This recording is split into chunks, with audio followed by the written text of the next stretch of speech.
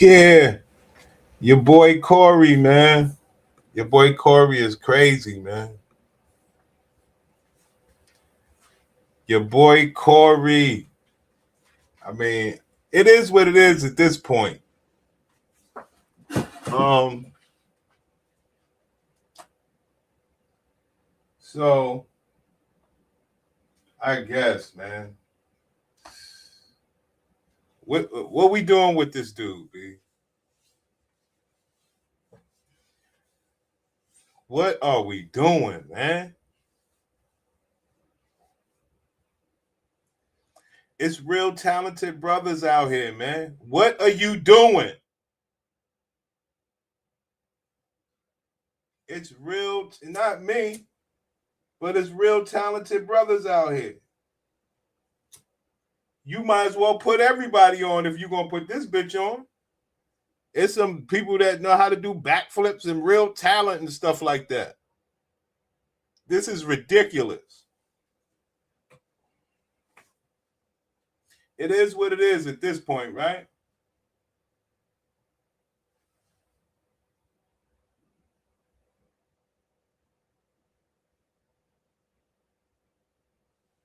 It is what it is at this point. I mean, it's talented men out there. This is actually no talent. No disrespect. But Corey said, yeah, this woman right here, she's a journalist. She does authentic research so she could gossip. Corey, man, what are you doing? It's real talented brothers out here that can really do stuff.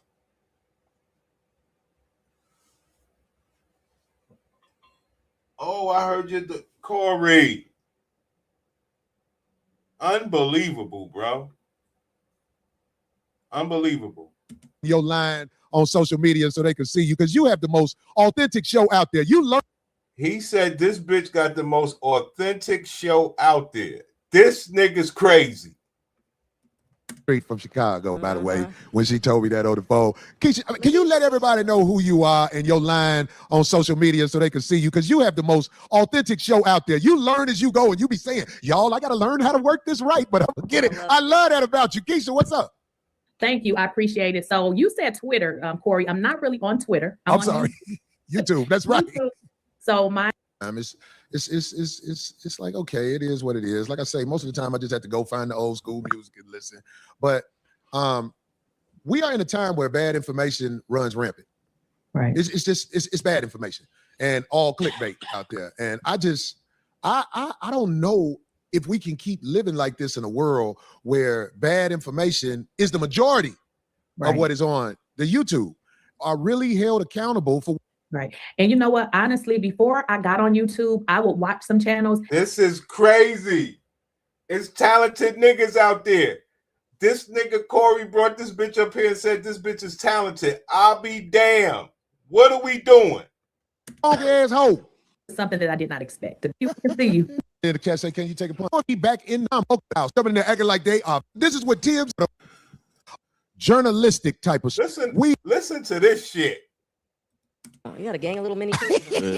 Fuck y'all, I like this hat. On the line, we have a woman who does journalistic type of stories on Twitter. And this is why the whole masculinity, manosphere, MOB, money over bitches, this is why everything fell apart. And I'm gonna say it because it really ain't about me. I don't have a big following, but it's other talented brothers. We was mad that and like I say, we're just trying to be fair to everybody. That he put mediocre tutorials. He didn't put Jap up there. He put and Jap from Chicago, where he from.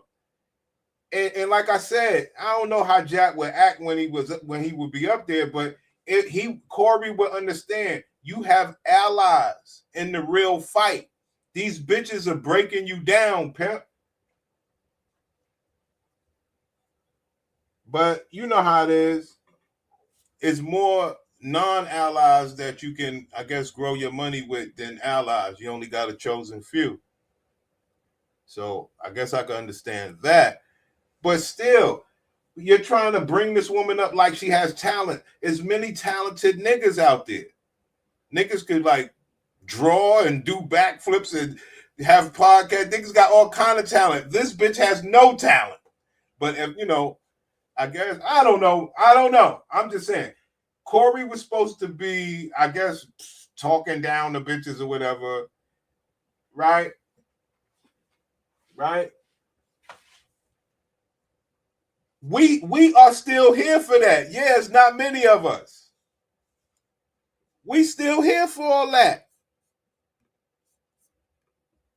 But he done turned, man. They broke this nigga, B. They broke this nigga, man. Corey was also begging the white man to make laws to help him. It don't make sense. I've been wanting to have her on here. We were supposed to do this maybe a couple of months ago before all the drama jumped off, where everybody was coming after me. And it's like, I still been watching her. I ain't worried about this one. She can handle the drama. She is a journalistic type of YouTuber, and I just appreciate what she does because I believe she comes with research and the truth. That's where the talent has gone. This is what Corey identifies as talent now. Research and the truth. I'll be damned. So the fight for this whole shit, the fight for masculinity and put bitches in their spot is out. You ain't going to put on no niggas. Well, like I said, he put on MTR. We was like, what the fuck is this? When he put on Anton, we was like, what the fuck is this? Why would you put Anton on over Jack? But it is what it is. It is what it is, man. This woman is right. Are you kidding me? We done watched this bitch. This woman is dumb. She was saying she thought everything on YouTube was real because it was on YouTube. Come on, this bitch is a bozo, my nigga. The bitch sat there and said she ain't got no man, blah, blah, blah, blah, blah, blah. We done broke this bitch down. She put the niggas on child support, blah, blah, blah, blah, blah, blah. She's a wig wearing, cake makeup, eyelash wearing, everything. Corey! Yeah, I mean, niggas is funny. I'm just saying, you might as well put everybody on. In my estimation, you might as well put everybody on if you could deem this bitch talented. Sister, can you hear us? I hear you, Corey. I can hear you. I can see you. She is from Milwaukee, right down the street from Chicago, by the way, when she told me that on the... This is wild, bro. They broke homie. That man fighting with bitches, in court with bitches, putting bitches... He's fucked up. These bitches broke this man, man. This is wild. But like I said, man, I don't know. King Disagreeable. Like I said, maybe you made a lot of sense. There's more niggas out there like him and Coach Greg. I'm an oddball. I'm fucked up in the game. Everybody else is balling and getting money. So I guess I'm the oddball when it comes to bitches. This is wild.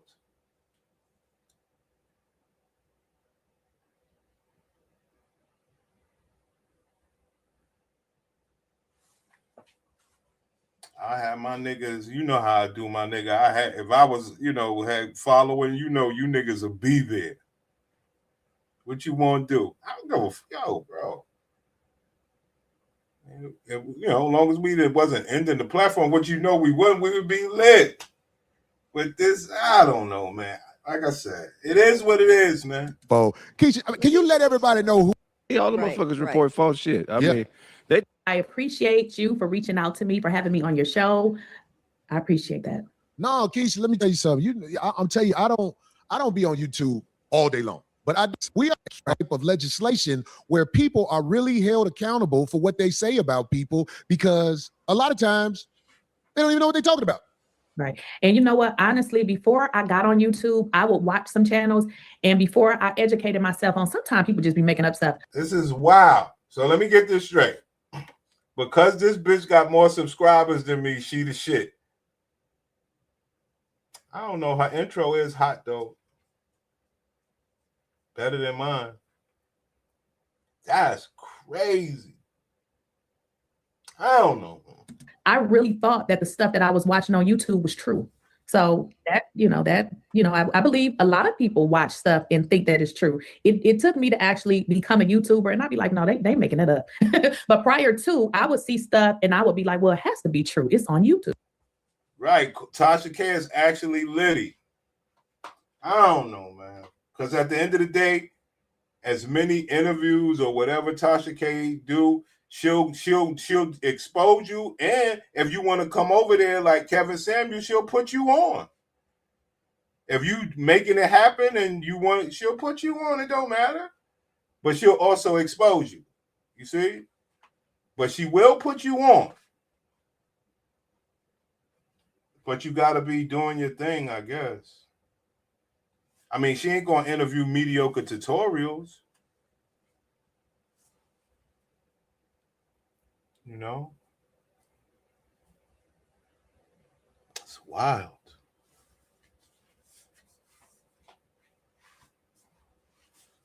That shit crazy, man. Right. Yeah. I agree. It's y'all want to ask something? I can't get no fucking subs. Look at this shit. Yeah, I mean, it ain't just YouTube shit. CNN, motherfucking NBC, all the motherfuckers report false shit. I mean, they do it even worse because they shit is the fuck is Craig and cardio arrest over there? This one sweating like that. They get a fan for Craig. The motherfuckers got political agendas, you know what I'm saying? Rather than personal. So political agendas, they stretch a lot further than, you know, motherfucking good point, Craig. Well, that's a good point. People forget also on YouTube, a lot of those channels, it's personal opinion and a lot of speculating. So you see, and so people forget and they'll go, ooh, and let somebody catch a little snippet or a headline and they'll be like, it just grabs them and they go, okay, I'm gonna watch this person. But remember, I told you about 2 weeks before, you know, who came to the show. That dude. That's the one I mentioned, her channel. That's the lady I talked about. Yeah, I was like, oh, I like her channel. Yeah, I watch sometimes it's so hard to listen to some people. And this, like I say, I can't help it. I'm just speaking my opinion. But when I see somebody speaking, like, let me tell you something, people who make mistakes in front of us and say I'm making a mistake or I'm trying to get it together, those are the people I have more tolerance with than motherfuckers to sit there and fake it and act like they know everything. I be like, man, shut the fuck up, man. You're a long way from America. And I like how Lakeisha, how you're a lot of her I guess you would call them what, lives? You do lives, a lot of lives, right? I do more videos. I have started to do some lives, but I do more. When I catch it, it seems like it's a live though when I catch it from you. But anyway, I like how you keep them at different time frames. So it's not like, okay, she's gonna be on there talking for 2 hours. I like when all of a sudden she just straight to the point. They'll be under 35 minutes. And this gonna sound like I'm trying to be messy, but I'm not trying to be messy. I think Keisha is so courageous in her own point. I was thinking about not the rainbow stuff, but I was thinking about the whole thing.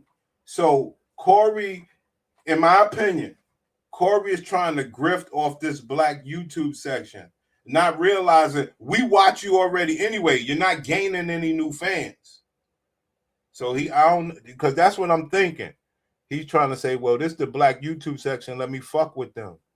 But we already watch you. It was weird.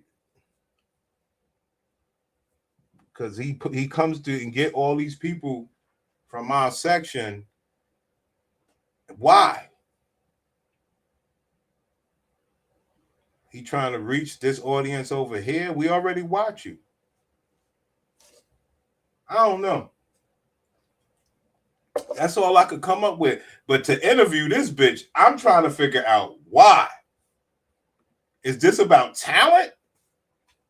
What is this about?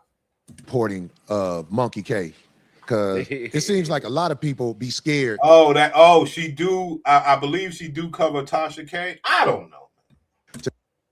To go up against this woman and tell the truth. And yo shit, I could tell she is not feeling you. And you ain't capping. What? You telling what's up for real. I'm telling you, I salute you for having the courage to not wanting to fit in with everybody else. So that is one thing that I don't have. So I don't care what people think. Like, I was not raised like that. So I don't. Here we go. This bitch says she said she almost bodied somebody. She went to jail. She fucked her baby's daddy. Daddy didn't work. This bitch is rugged. This nigga Corey, I don't know, because I can't say I know what this nigga's doing. But my thing is, what representation of a black woman is this you trying to put before us? That's my whole thing. Because you get over there, you argue with Anton about this black shit. What represent? All you do is promote ratchet bullshit, which is perfectly fine. But you're not putting on no talent. This bitch has no talent. What are you doing? Look at this nigga. He's smiling that this bitch is gossiping about Tasha K. Yeah, this man is sick. Care if you like me or you don't. So that part was easy for me because I really don't care. So it's just so they ain't gonna do shit. I never wanted to fit in. So I'm not the fit in type. If I don't fit in, then I wouldn't meant to fit in because I'm just gonna be myself. So yeah. Well, just know this, your page is growing and people are liking what you do. And we are glad that you came on our show and that our people can watch what you do. If they want to go to your YouTube, once again, where do they go? This is wild. To get what? To get what? See, because he believe he's putting somebody on. He put MTR, Anton, this bitch, lead attorney, mediocre tutorials. Oh, River TV.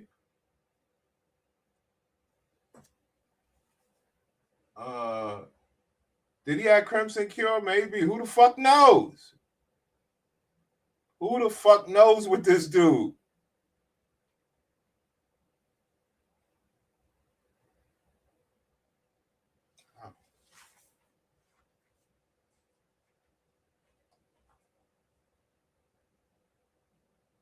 So basically, he don't put anybody on that talks shit against bitches.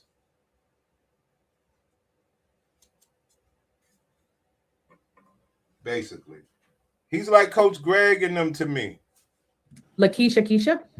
Yeah. Well, y'all make sure when y'all scrolling through that YouTube thing, if you want to see a sister who ain't really trying to fit in with the sucker shit, Lakeisha. Wow. That's a ringing endorsement, pimping. Unbelievable. That YouTube thing, if you want to see a sister who ain't really trying to fit in with the sucker shit, Keisha, that's the one right there. Hey, Keisha, thank you. I'm so glad I finally got you on. Look, well, in the future, I want you to collab with me on some reporting and we talk about it on the show again. We'll have some stories. Okay, I appreciate it. That's where the talent went. Talent went to stories, Corey. What we doing? There's niggas out here that can do backflips and shit like that. What we doing? Stories. What we doing? Stick with your comedy shit. This nigga. That's the one right there. Hey, Keisha, thank you. I'm so glad I finally got you on. Look, well, in the future, I want you to collab with me on some reporting and we talk about it on the show again. We'll have some stories. Okay, I appreciate it. Thank y'all for having me. Thanks for staying up late, sister. I'll talk to you in a minute. So she goes against Tasha K and Anton. That's why Corey got her on. Nothing to do for a week. Hang out at the courthouse with a Mike type of YouTuber and where everybody was here. We were supposed to do this maybe a couple of months ago before all the drama jumped off, where everybody was coming after me. Mm-hmm. And it's like, I still been watching her. I ain't worried about this one. She can handle the drama. She is a journalistic type of YouTuber, and I just appreciate what she does because I believe she comes with research and the truth. Right. Niggas is getting that bag. Niggas is getting that bag. Give them credit. You can't take that away. Our whole thing was the war on women. So if they're getting the bag, Mills, can you say that they are leading the war on women? So they're getting the bag. They have the visibility. Hey, Mills, they have the bag. They get the visibility. Are they leading the war on women? Or, Mills, is it not a war on women? Because we got to get to the bottom of this so that everybody knows what's going on here. is it safe to say that women have a war on men? See, because we got to get to the bottom of it. If you could say women have a war on men, and you can also say that men do not have a war on women. Now, if you do say they have a war on women, then you would say Corey Holcomb and Coach Greg is the leaders of the war on women because they are getting that bag. Right? Can we agree to any of this?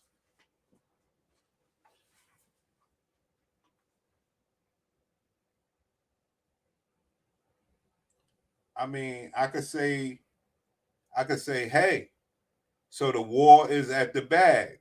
That's true. But everybody ain't going to be a Corey Holcomb. Everybody ain't going to be a Coach Greg. So what about all the rest of the niggas that ain't going to never make it there? They just get to just fuck them, right? Nah, we don't do that.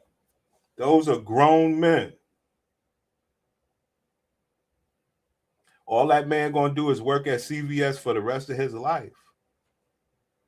What's wrong with him? He's getting to the bag too.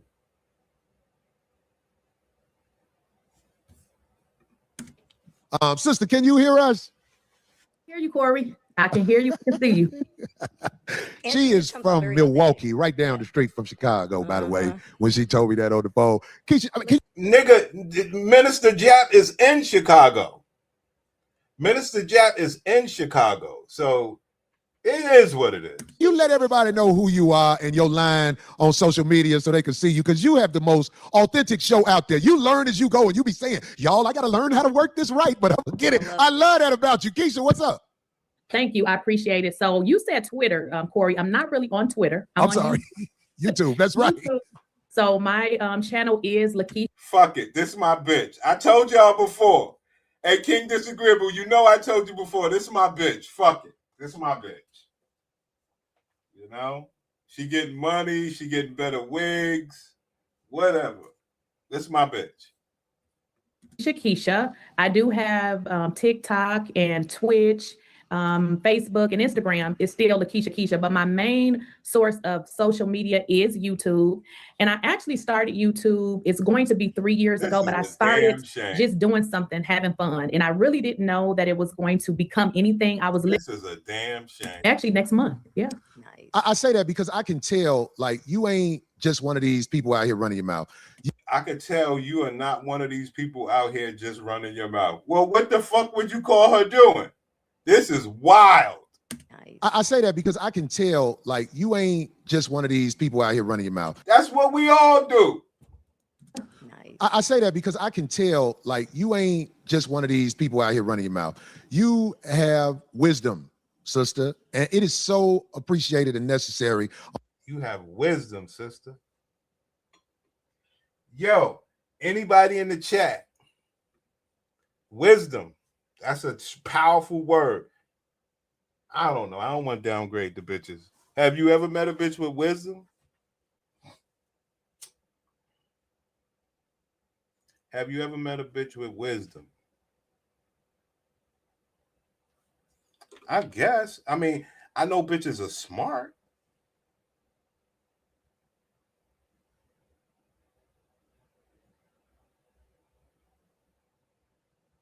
I believe some bitches have wisdom.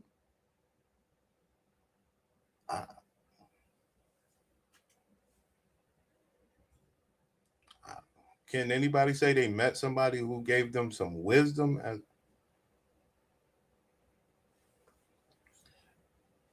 I don't know.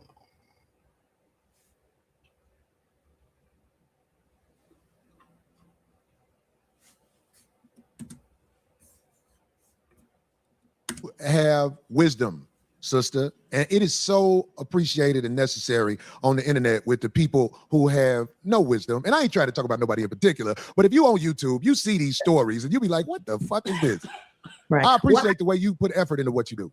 Well, thank you. I try to be fair, but I'm human. Sometimes, I'm just like everybody else. I'm not always fair, but I do try to be fair because I believe one thing that I do have is the ability to know when people is lying and on bullshit. It just comes natural. So I think that is what made this whole YouTube thing go into another direction. Cause I'm like, this is some garbage. Like, this is a lie. You know what I mean? Like, some things just don't add up. So a playbook strategy for YouTube would be to debunk the lies that Coach Greg is telling. So that would be because that's all she's doing. She's debunking Anton or some shit like that. I don't. That's the talent. How you try to be fair, either you're fair or not. Hey, you know what it is, man. You said it well the other day. Most people are like Coach Greg and Lakeisha Keisha, and they're winning. Give them credit. That's all I could say. You know? So this shit ain't about the bitches. That's what the fuck I got into it for. I mean, yes, I want the money. Don't get it fucked up. But, you know, I guess once you get the bag from the internet or whatever, you could bypass the whole relationship thing. See, because this ain't about fucking bitches. At least not my channel. My channel ain't about fucking bitches, you know, just fucking bitches. Yes, fuck them. But my channel is about, you know, these bitches, you know, being a bitch, doing what she got to do for you.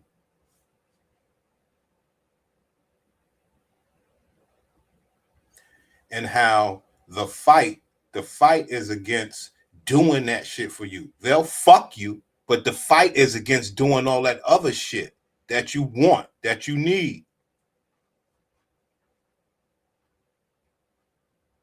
In my channel, I show you how these bitches will fight to the death, not to try to give niggas that,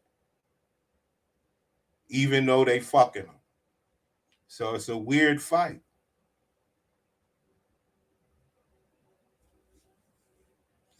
Black men. Coach Greg. Let's talk about Coach Greg, Mills. Coach Greg pays the fuck bitches, and then he go pay for the Koreans to do his nails, and he go pay for all this other shit. That's fine. But if you fuck the bitch, why she can't do your nails? We talking about simple things. You already paying. We getting bitches to do our nails just because they love us, but he's actually paying the bitch. Why he got to go to the Koreans and get his nails done after that? What good is the bitch? So Coach Greg teaches brothers to not have a bitch do shit for you, and for you to do the best thing that you could do is risk your ass a disease trying to play in these bitches' pussy and not get nothing fucking else out the deal.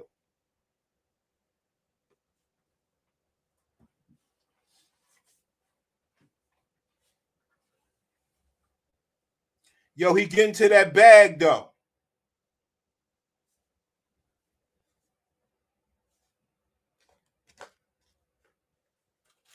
Yo, that nigga, yo, Coach Greg, yo, King Disagreeable, I like where your thought process is at. I watched Coach Greg one time. He said, yo, I think we might have covered that shit. Yeah, that nigga's a nasty, dirty nigga, B. Yeah, that nigga said, yo, son, I went to the junior college, gave that bitch some money. She was over here at the crib last night. You know, we did our 1 and 2. I fingered her asshole for about an hour. Or he said some shit, or I fell asleep with my thumb up. We fell asleep with my thumb up her ass. I'm like, what the fuck? yeah, this nigga's great. Yeah, this man is sick. He's nasty old nigga, B. That's my nigga, though. You know what I'm saying? But when it comes to these bitches, my whole thing is, what do you want out of a bitch? Coach Greg, he's telling you, hey, yo, B, let that bitch come. you get the best that she's got, which is a possible disease-infected pussy. You don't need no more out of her. We don't do that. We want you to get everything out of that bitch. Because that's where the fight is at. A bitch will give you pussy for a couple $100. Bitch won't do your nails for a couple $100. Ain't that something? And y'all don't believe it, but it's true. But thank you for having me. I appreciate you for reaching out to me, for having me. It's like, okay, it is what it is. Like I say, most of the time I just have to go find the old school music and listen. But y'all hope my nigga Mills is here. Where Mills at, B? Yo, let's take a commercial break real quick. Where my nigga Mills at? I think I still got that video up, King Disagreeable. That's my nigga. I don't have it up. Coach Greg is my nigga, B. Y'all niggas don't know. That man's a freak.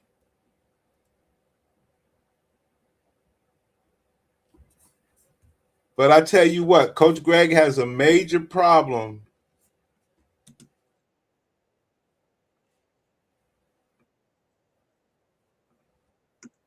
Coach Greg has a major problem with the other men.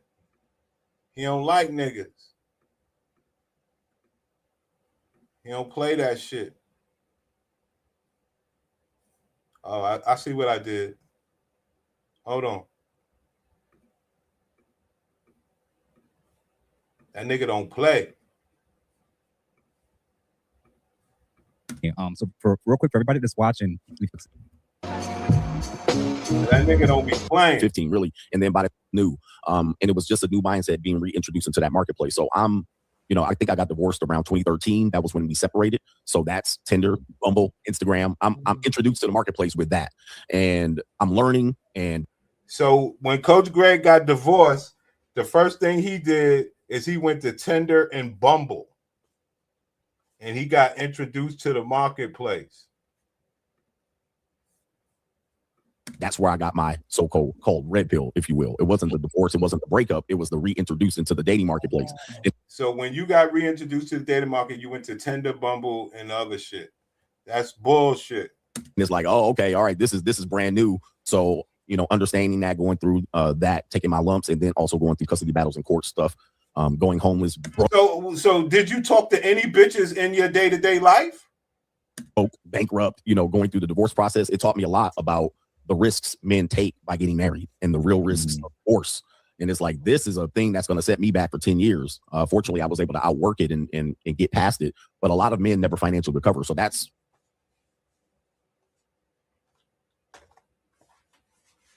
Yes, it's true. All right. What he's saying is true. What I'm introducing into the world. That's really interesting. 40 the things of 2002. You're dealing with dating in 2013 with dating apps, text messages. You have the hookup culture. You also have male best friends. You have the, I'm having dinner with my ex-boyfriend. Things that didn't existed in 2013, 2014, and 2015, really. And then by the time 2016 hits, I'm creating the free agent lifestyle. So I'm like, you know what? Let's take some time off of dating. Let's reinvent myself. Let's recover from my divorce financially, so that I can have a better chance at meeting people, because what's out here is pretty bad. Stop right there, Coach Greg. If you reinvent yourself financially, because what's out there is bullshit. So you're saying once you get money, you will find something that's not bullshit. So the only way you can find something that's not bullshit in a woman is to have money. Does anybody agree with that? Single mothers.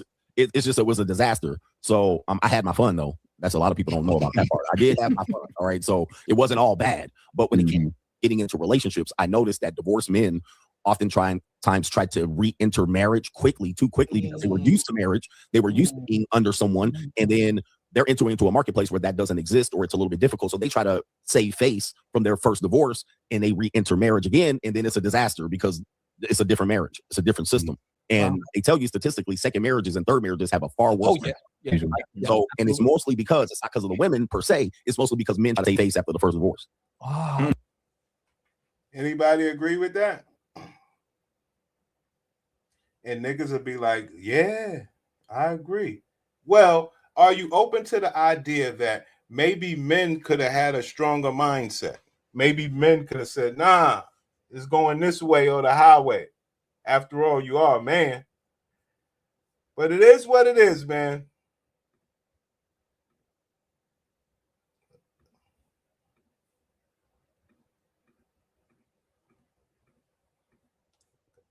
I hope you niggas can recover.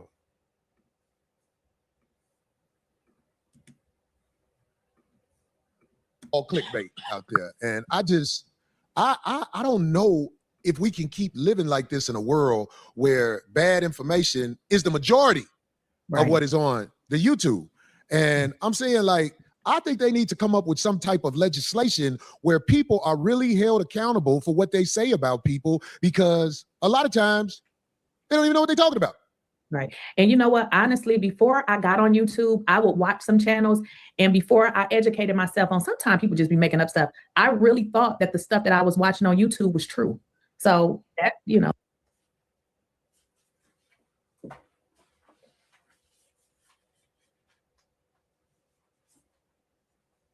This is where we are. She thought the stuff on YouTube was true.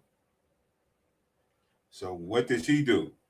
She got up on here, and then when Anton exposed her ass for being a jailbird and shit like that, she was like, well, I wasn't going to say nothing about that. I didn't know y'all was ready for that type of talk. Ma'am, you was just as fake as everybody else. And I'm not saying to come out and say you went to jail, but everybody else do it. Everybody else say, yeah, I went to jail, blah, blah, blah. But she was like, nah, I didn't think y'all was ready with that. Yeah, he talk about this white man shit. It's crazy. Like this in a world where bad information is the majority of what is on the YouTube. And I'm saying, like, I think they need to come up with some type of legislation where people are really held accountable for what they say about people, because a lot of times they don't even know what they're talking about. Corey, you are saying take away free speech. A motherfucker could lie all day, Corey. You know what it is. Come on, brother. So take away free speech, but now let this bitch talk though, right? Because her information, she does deep research. Corey.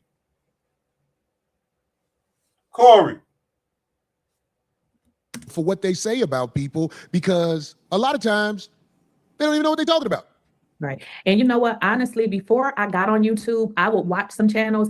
And before I educated myself on, sometimes people just be making up stuff. I really thought that the stuff that I was watching on YouTube was true. Right. So that, I believe a lot of people watch stuff and think that it's true. Right. It took me to actually become a YouTuber, and I'd be like, no, they making it up. Right. So you ain't got no talent. You ain't got no help, no solution, nothing. You can just sit there and say, well, hey, they making that up. Let me make a video about it. No. Not this random nigga who got 500 subs. Let me do it to the people that got big subs. That's my talent. Right. And before I educated myself on, sometimes people just be making up stuff. I really thought that the stuff that I was watching on YouTube was true. So that, I believe a lot of people watch stuff and think that it's true. It took me to actually become a YouTuber, and I'd be like, no, they making it up. But prior to, I would see stuff and I would be like, well, it has to be true. It's on YouTube. Right. Yeah. I agree. Mm-hmm. It's y'all want to ask something? I ain't want to. Yeah, I mean, it ain't just YouTube shit. CNN, motherfucking NBC, all the motherfuckers report false shit. I mean, they do it even worse because they shit is the politically. Craig and cardio arrest over there. This one sweating like that. Personal opinion, catch a little snippet or to some people, and this, like I say, I can't help it. I'm just speaking my opinion. But when I see somebody speaking, like, let me tell you something. People who make mistakes in front of us and say I'm making a mistake or I'm trying to get it together, those are the people I have more tolerance with than motherfuckers to sit there and fake it and act like they know everything. I mean, right. That's where the talent lies.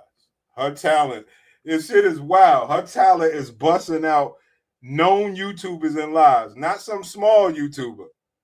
That's her talent. This is wild. And the funny thing is, she get to get away with it. But if we go after Coach Greg, then we are like some haters and some clouds. She get away with the shit though. Okay, but Corey do it too though. He talk about everybody too. That's larger than him.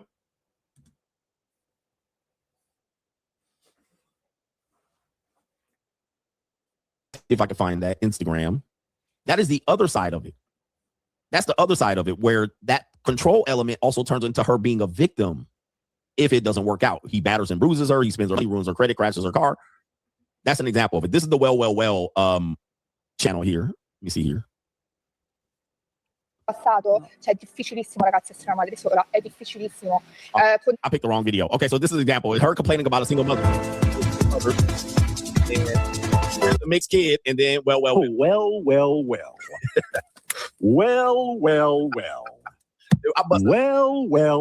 must anytime I see these, bro. And it's a racist page because they always take white women. It's in the middle. This is an example work that takes off on SoundCloud. Nothing happens until he gets tossed and he's out here playing the game on child support. Here we go right here. Let's let them finish the video. If I lose him. Cool, and thank you for delivering. Thank you for delivering. And I'll say this too, like I think a lot of dudes struggle because they don't understand that. And like a lot of dudes, they'll get all the accolades, they'll check all the good guy boxes, and they wonder why they're not successful with women. And outside of like swag and game and all that other stuff, like sometimes it's that your goodness is off-putting. Your polishedness looks too artificial. And it's a life that they want, but they know they can't live because you're going to hold them to that same standard. If you're polished, disciplined, you're at the gym, you're eating right, this is a turnoff. Even six-pack abs can be a turnoff to a skeezer. Okay, so where are the good women? Because you keep talking about skeezers. This. So where do your brothers find the good women? That's Coach Greg's false. That's how you beat Coach Greg in any argument. Where are the good women that you think these men actually have a chance of getting? It's all bullshit. And people don't think so, but I've heard women say that the guy was too ripped and lean. He was too lean and ripped. That's right. Was it a woman that you was fucking? Fuck you mean you heard a bitch on the internet saying, now we believe all bitches? What are we doing? It's too much discipline. That means she ain't gonna be able to go out and sip champagne and go out and have drinks, and you're not gonna be taking her here and there for desserts. You're gonna be at the table measuring food and telling her she don't need that extra scoop of ice cream or that goddamn brownie or that chocolate sundae. Why would you do that? Why would you tell a bitch what she could eat and what she could not eat? Why do you give a fuck? What type of men are you raising? Right. She knows that. That's too disciplined. She like, nah, that ain't it. I need some nigga that's a little bit more reckless with themselves because she's reckless. She's reckless. All right. So dudes will beat themselves. Okay. So do you want a bitch that's reckless or non-reckless? Okay, where are the non-reckless bitches normally at, Coach Greg? How do I even identify one, Coach Greg? I know you're telling me to get to the bag, Coach Greg, but how do I identify them? I want a woman, Coach Greg. I don't want to just go to the JUCO and pay for pussy and then put my thumb up their asshole, Coach Greg. I don't want to do that. I want a wife, Coach Greg. How do I find a non-reckless woman? Themselves because she's reckless. She's reckless. All right. So dudes will beat themselves up for this, and they will see other guys doing less than them win, and then they will cosplay them thinking that that's the path to win, but it's not. Somebody who's used to real, whatever that means for them, right? Whether that means the abusive home that they come from or the abusive relationships that they've been in. Oh, he's gonna leave at some point. Oh shit! I'm gonna play that part again. I hate this Facebook. They mess it up. But this, and by the way, both of these women, the dark skinned women is somewhat attractive, but you can see she's past her prime. All right. This woman here is not. All right. She old and washed, but she probably still deal with Pookie. Older women still deal with Pookie niggas. They'll be in their 40s and 50s and still be hanging around Pookie niggas, and they'll be fucking them too, and require nothing from them in a sense. But then get up under you and be like, you know, a woman said that the other day. That white woman said that. No, that hooking up, casual sex, that's for young guys. But if you're older than 40 and 50, you need to be doing this. You need to be doing this and be boyfriend and hang out and take her out on dates and go to restaurants and clubs. All right, you need to be doing that shit. Any man of a certain caliber, if I'm not up to par, he's gonna leave. So if I get somebody that's not up to par per se, then I'm a gift. I hold the card. I'm a gift to him. This is why when they say we're the prize. Well, I said this not too long ago. Okay, let's talk about it. Men, what do you want to be? Do you want to be a gift to a bitch, or do you want a bitch to be a gift to you? What do you want? The whole problem out here with Coach Greg is, and maybe, as a matter of fact, I'm going to help the nigga. That's my nigga, Coach Greg. These niggas fuck with you. They ain't going to fuck with me. What do they want? What do niggas want out of a woman? Do you want the bitch to be a gift to you, or you want to be a gift to a bitch?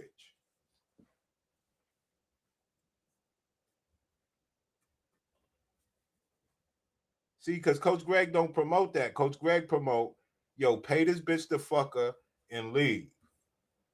Of this week, women who believe they're the prize, they're right.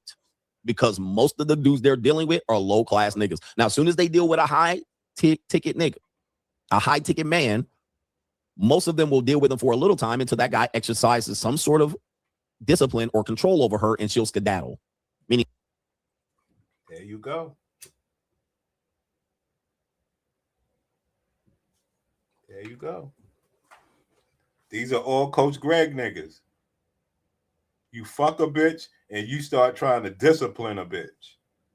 What are we doing? What are we doing? I believe that men have been programmed just like the women. They are not taught to dominate. They are not taught to win against women. They are taught to be a gift and some sort of fucking toy. And the woman don't get to be shit. You just pay the bitch to fuck her. She done fuck somebody before you anyway. And that's another thing that Coach Greg always leaves out. Yo, the bitches that I fuck, I know that they probably just fucked before they seen me. Because I don't know nothing about the bitch or whatever the case is. She don't owe me nothing. I don't owe her nothing. He's never going to bring the real elements out. Yeah, I went to the JUCO. Yeah, the bitch probably fucked last night, but it didn't matter to me. I gave the bitch the couple $100. Y'all know how we do. I fucked her. I put my thumb up her ass and we fell asleep. Is that what Coach Greg men want for their eggplant? Some bitch that just fucked last night? What are we doing? What are we doing? Hey, but you right, King Disagreeable. Coach Greg, he don't understand that real game. Because all we got to do is ask him, okay, you went to the JUCO, you fucked the bitch. Are you sure that she didn't fuck last night before she fucked her? No, I'm sure, my nigga. Yeah, what the fuck ever, you lying ass nigga. Fuck you think. Yo, bro. You don't know. Lying ass nigga. Come on, man. Niggas can't see this bullshit. He's telling you to get to the bag, black man. So what do you want out of a woman that? Do you want a bitch that just fucked a day or two before she came and fucked you and you gave a couple $100? Okay, you don't care about that just to get some pussy? Okay, so what do you care about when it comes to a bitch? All right, then you should be really strong on, like from a verbal standpoint, strong arming with these bitches. that he'll say, okay, I'll give you this life, but you got to get rid of them pookie niggas. She'll be like, nah, she'll skedaddle. A little time until that guy exercises some sort of discipline or control over her, and she'll skedaddle. Meaning that he'll say, okay, I'll give you this life, but you got to get rid of them pookie niggas. She'll be like, nah, she'll skedaddle. Or you got to be disciplined. You got to show up to the gym. I'll hire a personal trainer for you. And she'll be like, oh, you're so great and generous. And then she'll start canceling sessions at the personal trainer. And you're going to be like, why? And she's going to come up with an excuse. Why? Okay, fair point. Where are the bitches that don't do that, Coach Greg? It's because you're telling niggas to get to the bag. So where are the bitches that don't do that? See over here, brothers, we are all solution-based. A lot of bitches fit the niggas. Hey, my niggas in the chat box, niggas, bitches want to play ball the way that we want them to play ball. Any of you niggas will be their boyfriend. You understand? You understand? My solution is serious. A bitch is paying the bills already in her own life. She offered that man a stipend of compensation for his loyalty, along with, fucking him whenever he feel, which he may not feel like fucking all the time. But she offered that man a stipend for his loyalty. Yo, brother, look, look, King Disagreeable. You know, we done did our thing already. We made love already. Pause. You know what I'm saying? And you know, I like you, and I would like to be with you in a real way. Pause. Here is, you know, I don't make much money at my job, but I'm willing to give you, you know, $625 a month. $625 a month. You know what I mean? I just love to be around you. I want to show you some appreciation. But I'm trying to let you know, King Disagreeable, this is for your loyalty, though. We've been making love and doing things already. Pause. But this is for your loyalty. Yeah.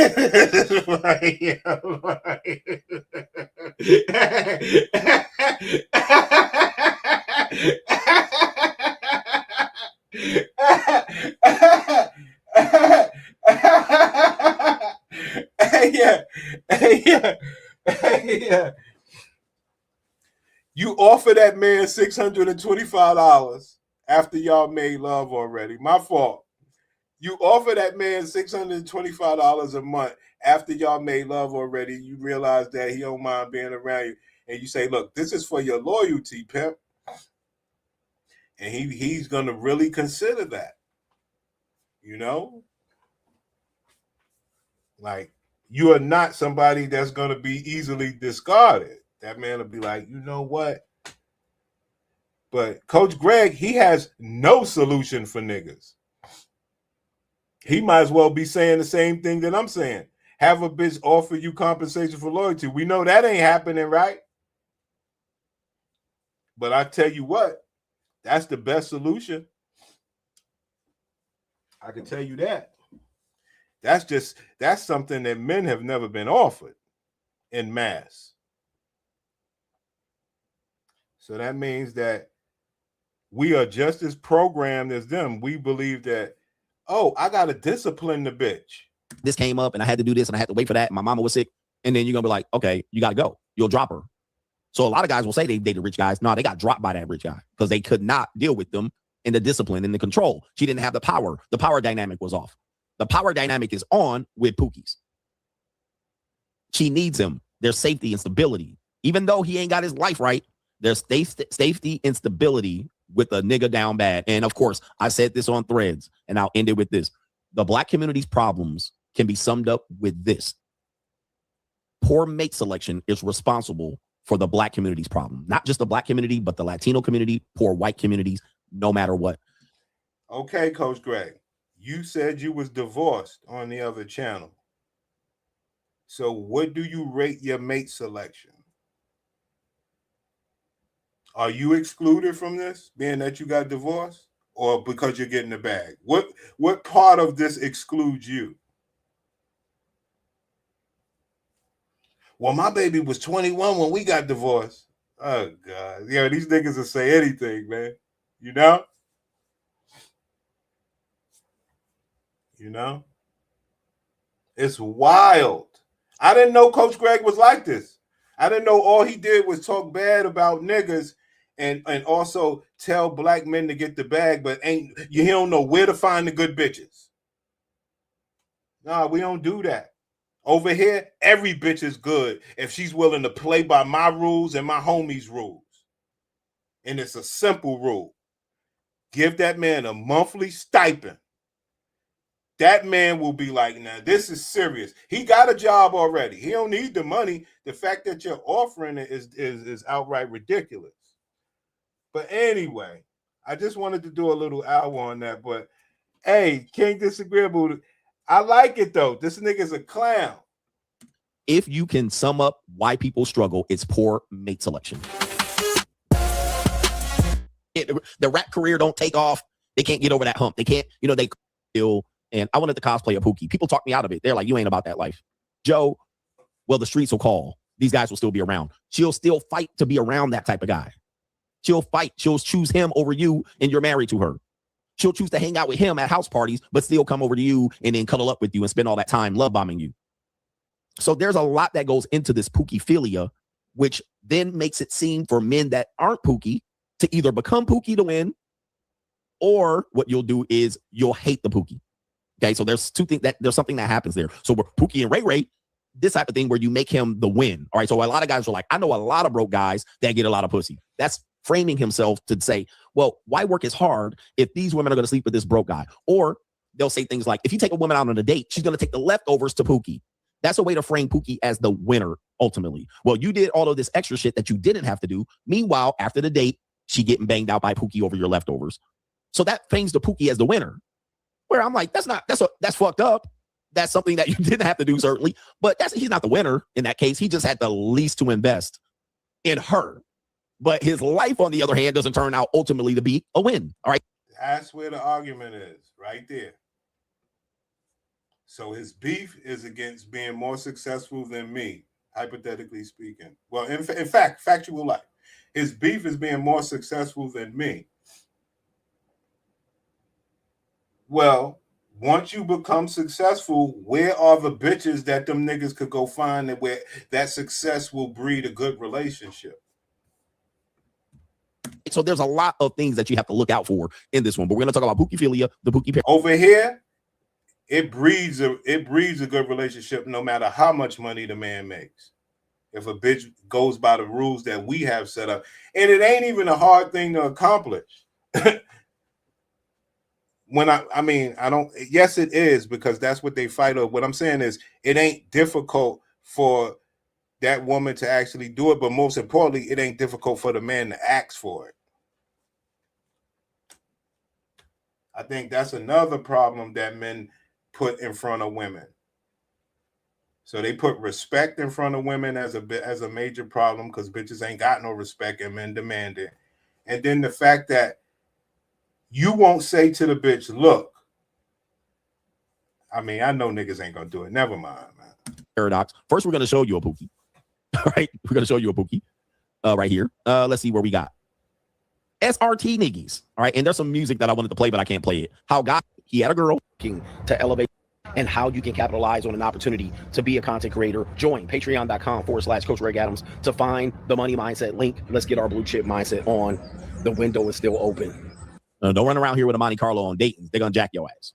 You put that Cutlass Supreme and you put the candy apple red paint on it, you're gonna get shot over that. All right, so these niggas gonna be lurking on the prowl like some sharks in the water. They're gonna smell blood with your ass at the gas station, trying to impress some bitch. All right, and them niggas gonna be trying to impress the same bitch and then steal your car and hopefully not take your life for it. So you don't want that shit. They're pulling up at the drive-through. Okay. Listen to this shit. This nigga, hey yo, the nigga he's replaying Boys in the Hood and Menace to Society movie to his crowd. Yo, somebody gonna pull up on you while you riding on them Daytons and they gonna take your shit. That shit don't happen like that no more, nigga. He's playing old movie. Yo, the niggas running old movie scenes on his audience. You believe this shit? Matter of fact, we ain't doing this shit.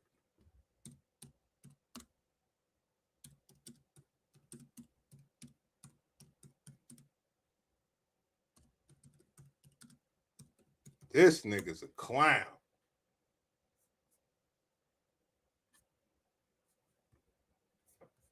I run a podcast solo. No producer, no editor, no tech skills, just Riverside. Look, Dayton's. Look, the nigga's running movie quotes on his audience. Look at the Daytons.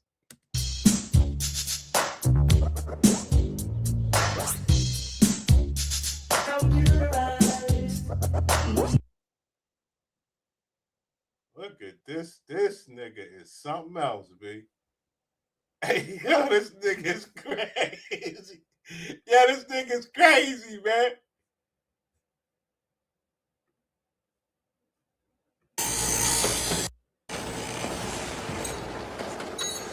That's how to get them. I was sitting on some bullshit. I needed some rims bad. And I knew just how to get them. And I sure the hell wasn't gonna pay for them. All I had to do was catch some fool slipping and jack his ass.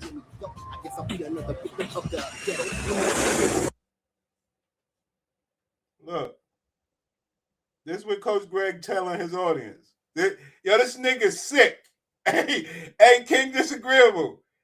King Disagreeable. That nigga crazy. Hey, King Disagreeable. Look what this nigga Coach Greg just told his audience.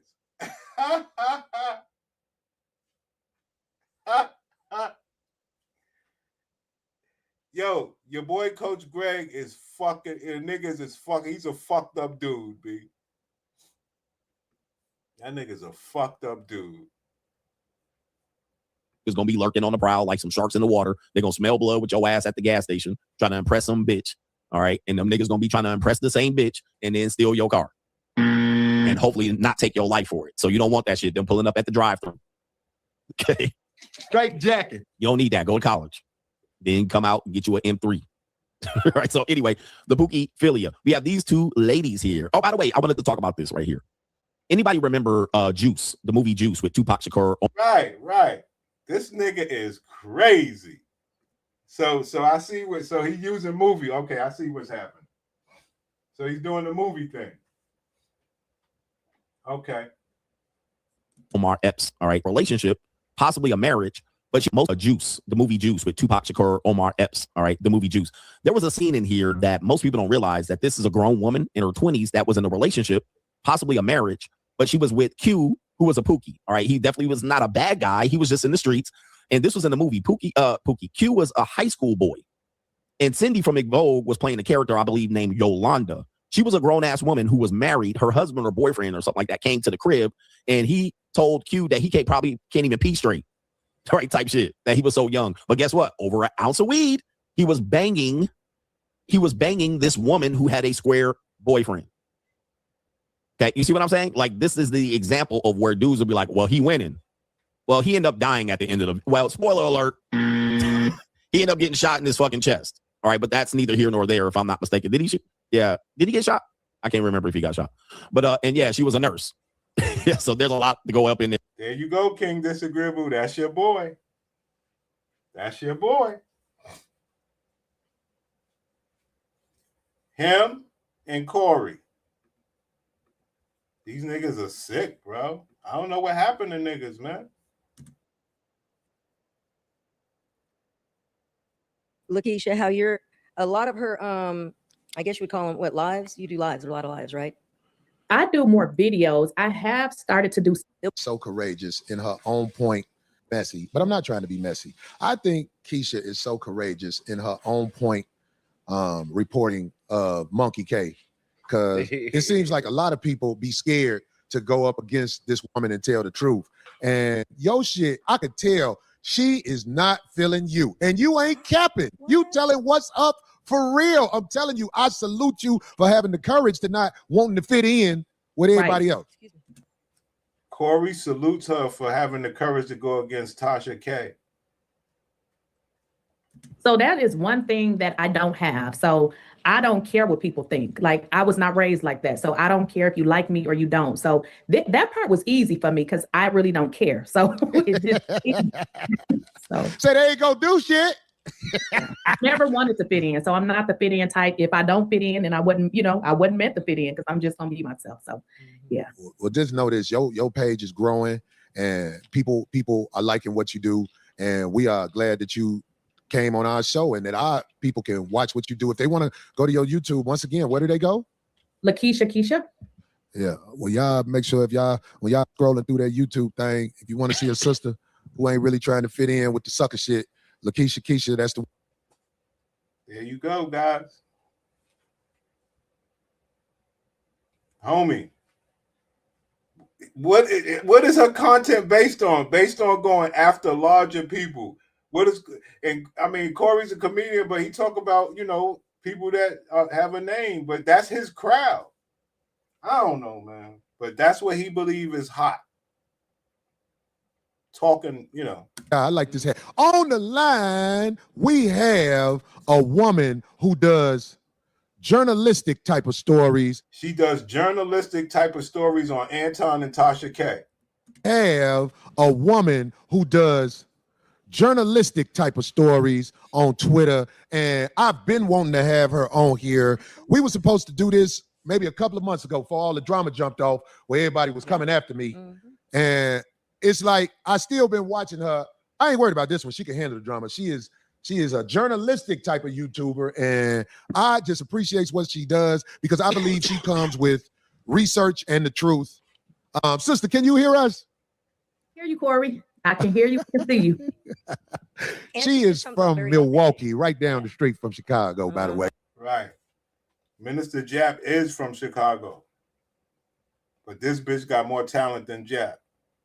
When she told me that on the phone. Keisha, can you let everybody know who you are and your line on social media so they can see you? Because you have the most authentic show out there. You learn as you go, and you be saying, y'all, I got to learn how to work this right, but I'm going to get it. I love that about you. Keisha, what's up? Thank you. I appreciate it. So you unreal. This is my bitch right here. This is my bitch. The bitch hating on Anton. Hey, she's teaching the game, King Disagreeable. Y'all niggas know what the game is. Said Twitter, Corey. I'm not really on Twitter. I'm sorry. Unbelievable. You can sit there and talk about Tasha K and cause hey, King Disagreeable, you know what I'm about to say because you in tune. You see how Battle Truth made his switch? You see how Battle Truth made the switch? And he's doing more of obsession content like this bitch. So that's why I say what you said was very true. You know?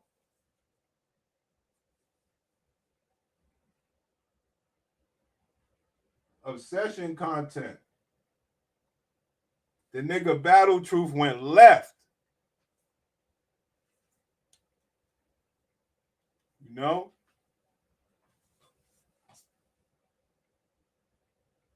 Battle Truth went to obsession content.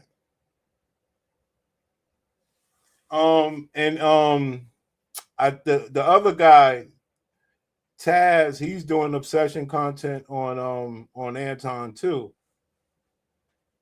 And that boy Freezy was doing obsession content. It's a thing. It's a thing. It's fun though.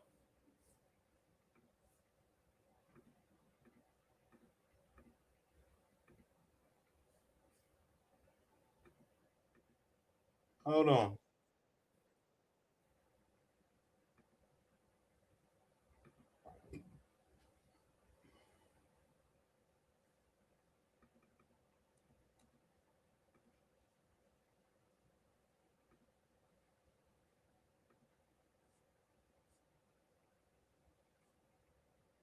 Hold on.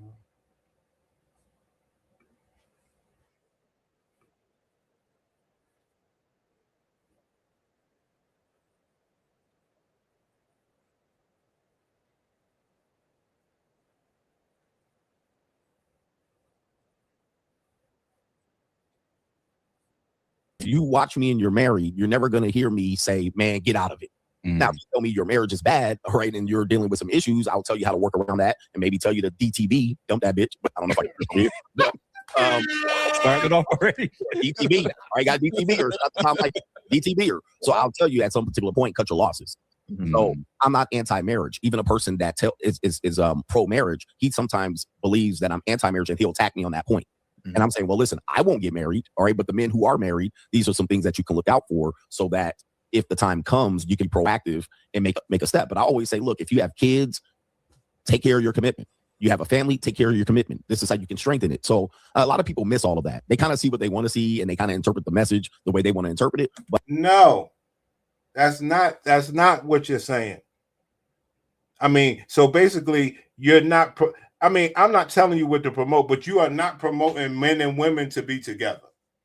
So whether you're calling it marriage or not, you're speaking on niggas that's already married, which you have no business speaking on because you got divorced and you out here playing the game. So in going forward, you're telling men or promoting men don't even get involved in it. We're saying, well, not even a relationship with a bitch, Coach Greg, she can't do nothing for me. He said, nah, son, she can't do nothing for you. We have married people that follow me and I'm supportive. What is because Tony Gas, he's going on and on. Free agent, this free agent. Y'all say, you know what? This is a good opportunity to ask my brother, my conclave brother, Coach Greg Adams, for the record, what is the free agent lifestyle?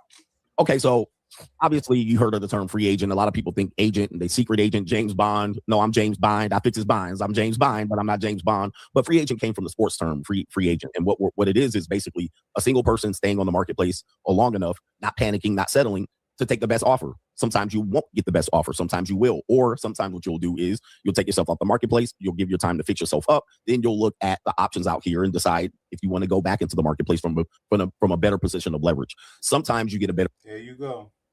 A better position of leverage towards a bitch.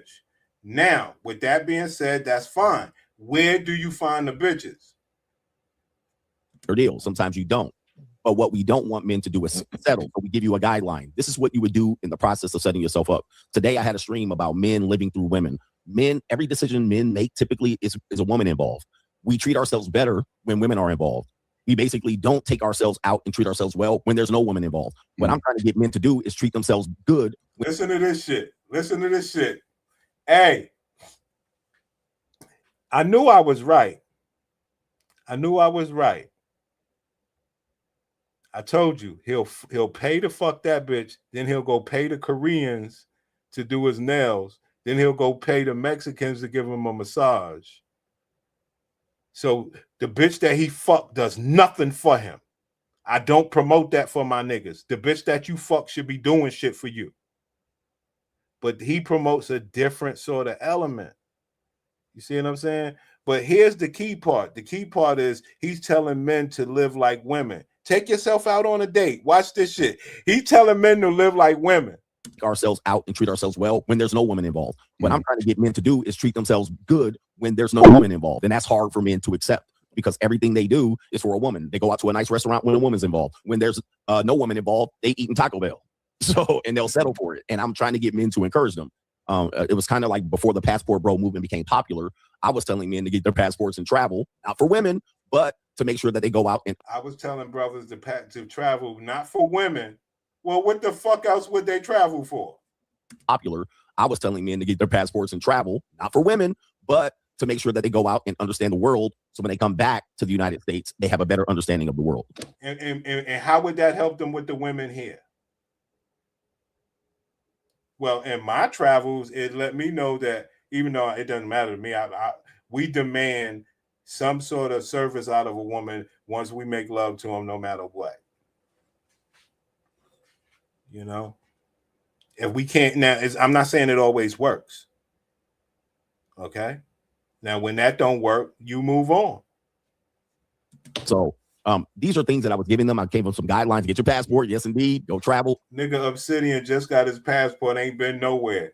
These niggas are crazy. On my book cover, there's a man traveling on it. So it was kind of preceding all of the pop. On my book cover, there's a man. So why don't you promote the passport, bro?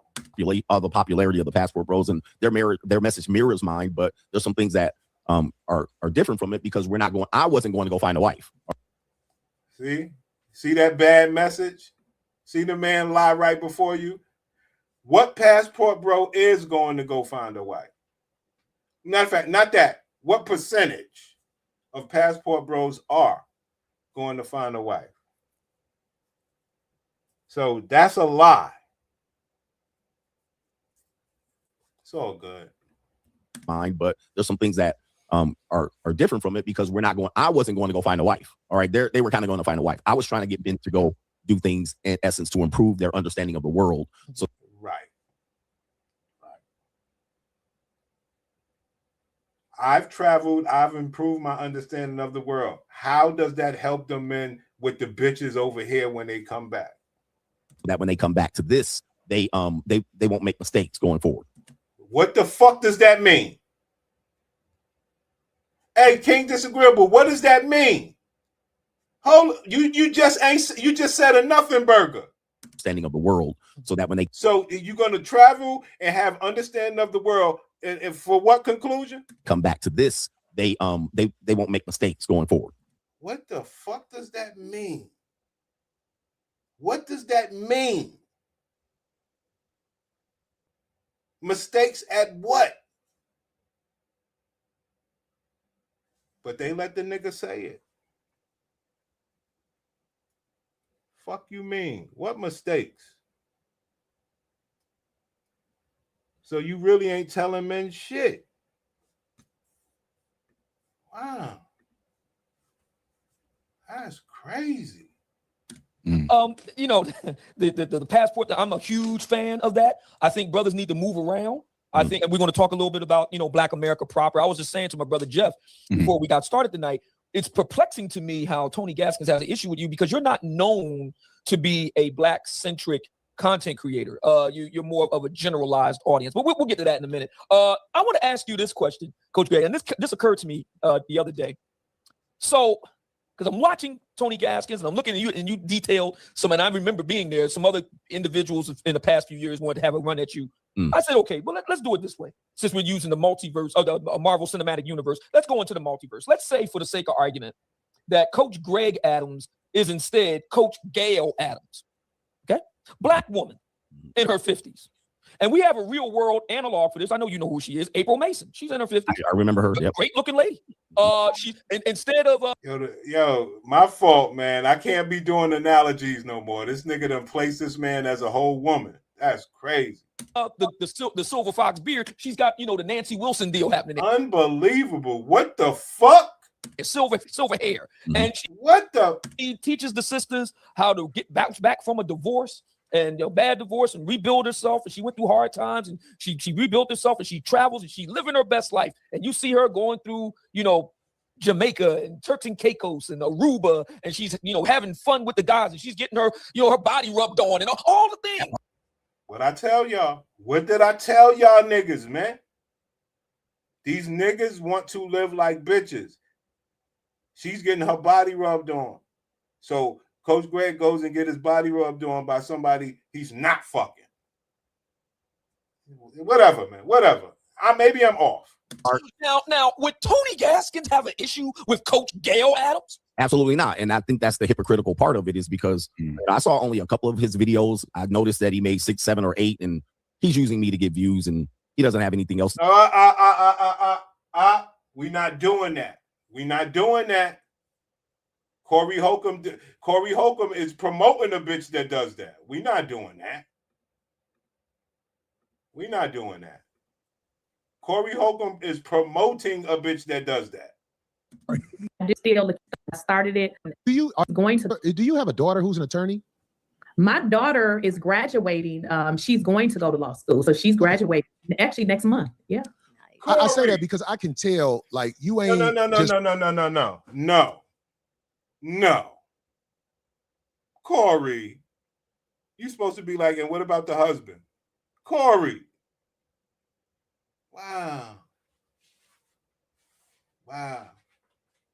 So you basically telling us she ain't got no husband. Look at that. Whatever, man. Wait, actually next month. Yeah. I say that because I can tell, like, you ain't just one of these people out here running your mouth. You have wisdom, sister, and it is so appreciated and necessary on the internet with the people who have no wisdom. And I ain't trying to talk about nobody in particular, but if you on YouTube, you see these stories and you be like, what the fuck is this? Right. I appreciate the way you put effort into what you do. Well, thank you. I try to be fair, but I'm human. Sometimes, I'm just like everybody else. I'm not always fair, but I do try to be fair because I believe one thing that I do have is the ability to know when people is lying and on bullshit. It just comes natural. So I think that is what made this whole YouTube thing go into another direction. Cause I'm like, this is some garbage. Like, this is a lie. You know what I mean? Like, some things just don't add up. So son, I mean, the Discord is the only way that I could connect with you in any other real way. You know what I'm saying? So check it every now and then, okay? But thank you for having me. I appreciate you for reaching out to me, for having me on your show. I appreciate that. No, Keisha, let me tell you something. I'm telling you, I don't be on YouTube all day long, but I do watch YouTube sometimes. It's like, okay, it is what it is. Like I say, most of the time I just have to go find the old school music and listen. But we are in a time where bad information runs rampant. Right. It's bad information and all clickbait out there. And I don't know if we can keep living like this in a world. Hey, yo, King Disagreeable. So Tony Gaskin, he's the one that's going after Coach Greg, huh? So that's what we're hearing over here on this. We're hearing that Tony, I don't know who the fuck the nigga is, but Tony Gaskin is going after Coach Greg, and this is what the beef is about. So yeah, I'm on Tony's side. Absolutely not. And I think that's the wasn't Tony fucking Clarissa Shields? critical part of it is because I saw only a couple of his videos. I noticed that he made 6, 7, or 8, and he's using me to give you. She's getting her, her body rubbed on and all the things. Now, would Tony Gaskins have an issue with Coach? Yeah, Tony Gaskins, whoever that nigga is, I gotta go subscribe to that nigga. I'm on. We connecting. Let's go. Gail Adams, King Disagreeable. Yo, you ain't shit. This your fault. Absolutely not. And I think that's the hypocritical part of it is because I saw only a couple of his videos. I noticed that he made 6, 7, or 8, and he's using me to get views, and he doesn't have any. Right. Using you to give views. This shit ain't about you can't get you pointing niggas in the bad direction towards these bitches, making these niggas be fucking inferior to bitches.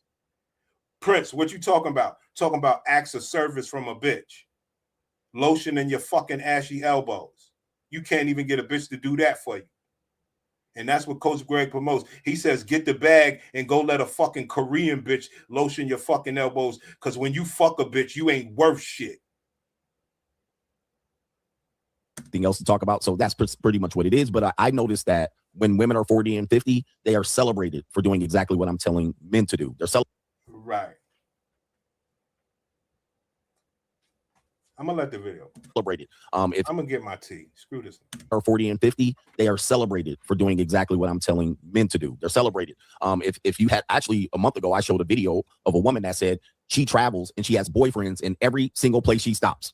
Now, I put that video out that went popular viral on Instagram, and that's what I basically had. I had a girlfriend in every place that I stopped. Now, I'm supposed to die and go to hell, according to Tony Gaskins, but women do it, and they're getting rubbed down in Turks and Caicos in Jamaica, and they're going to Jamaica 18 times. And I've been going to Thailand 18 times. I went twice, but that's neither here nor there.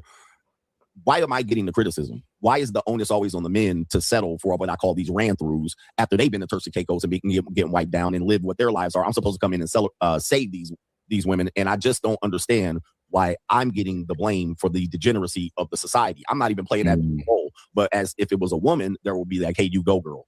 You go, girl. Right. It's funny, for the record, and I think I can speak for my brothers here. We have no issue with the sisters wanting to get their groove back. God bless them. That's what they want to do. They're grown adults. They're over there with men. I would like to believe that they are dealing with men. Well, I don't know what the consenting age is in these places, but whatever that is, there is consenting adults. I got no issue with that. Knock yourself out. It's just always with the brothers.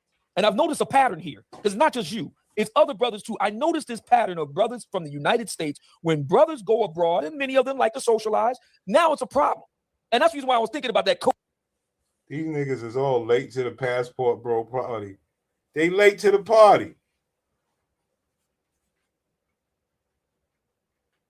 This is wild, because you got to remember the other niggas don't agree with this shit. Coach Gail Adams piece. Right. Because I'm pretty sure none of these people would have a problem with Coach Gail Adams, but they got a problem with Coach Greg Adams. That the hypocrisy is astounding. My next question is, and let's just get right to it. And you kind of telegraphed it, but let's dig into this before. So why is Tony Gaskins going after Coach Greg Adams? Now, the way I didn't know this video was about this. So Tony Gaskins is getting this money, huh? Hey, King Disagreeable, I think good thing I dropped the link that day. I think we came upon something. Oh, I like it. And yo, we gonna be dropping the link for all you Coach Gang niggas. We gonna be dropping the link for you niggas so y'all could come, if you choose to. It's real. When this last week we was doing a show, we had on the eminent Dr. Tommy Curry of the excellent book, The Man Not. I think you would enjoy that book, Coach Greg Adams.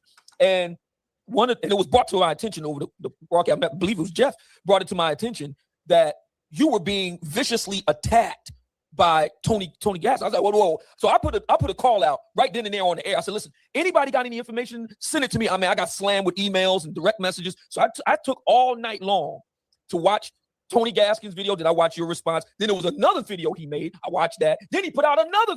Wow. So Tony Gaskin is getting to it. Let's go. Video. So at least 3 that I'm aware of that he put out dealing with you. So I said, okay, why is this brother going after our conclave brother, our brother in arms in the Black Manosphere, who has done nothing to nobody? Right. First of all, because niggas is niggas. Second of all, it's a lot of holes in anybody's argument. Niggas can poke holes in my argument if you want to. But I think I solidified my argument when I said it doesn't matter how much money a man makes. See, because everybody associate women giving a man money or paying all the bills with how much a man makes. I think I solidified my argument when I said, no, it don't even matter how much a man makes. What about his loyalty? His loyalty is just as pricey as her pussy.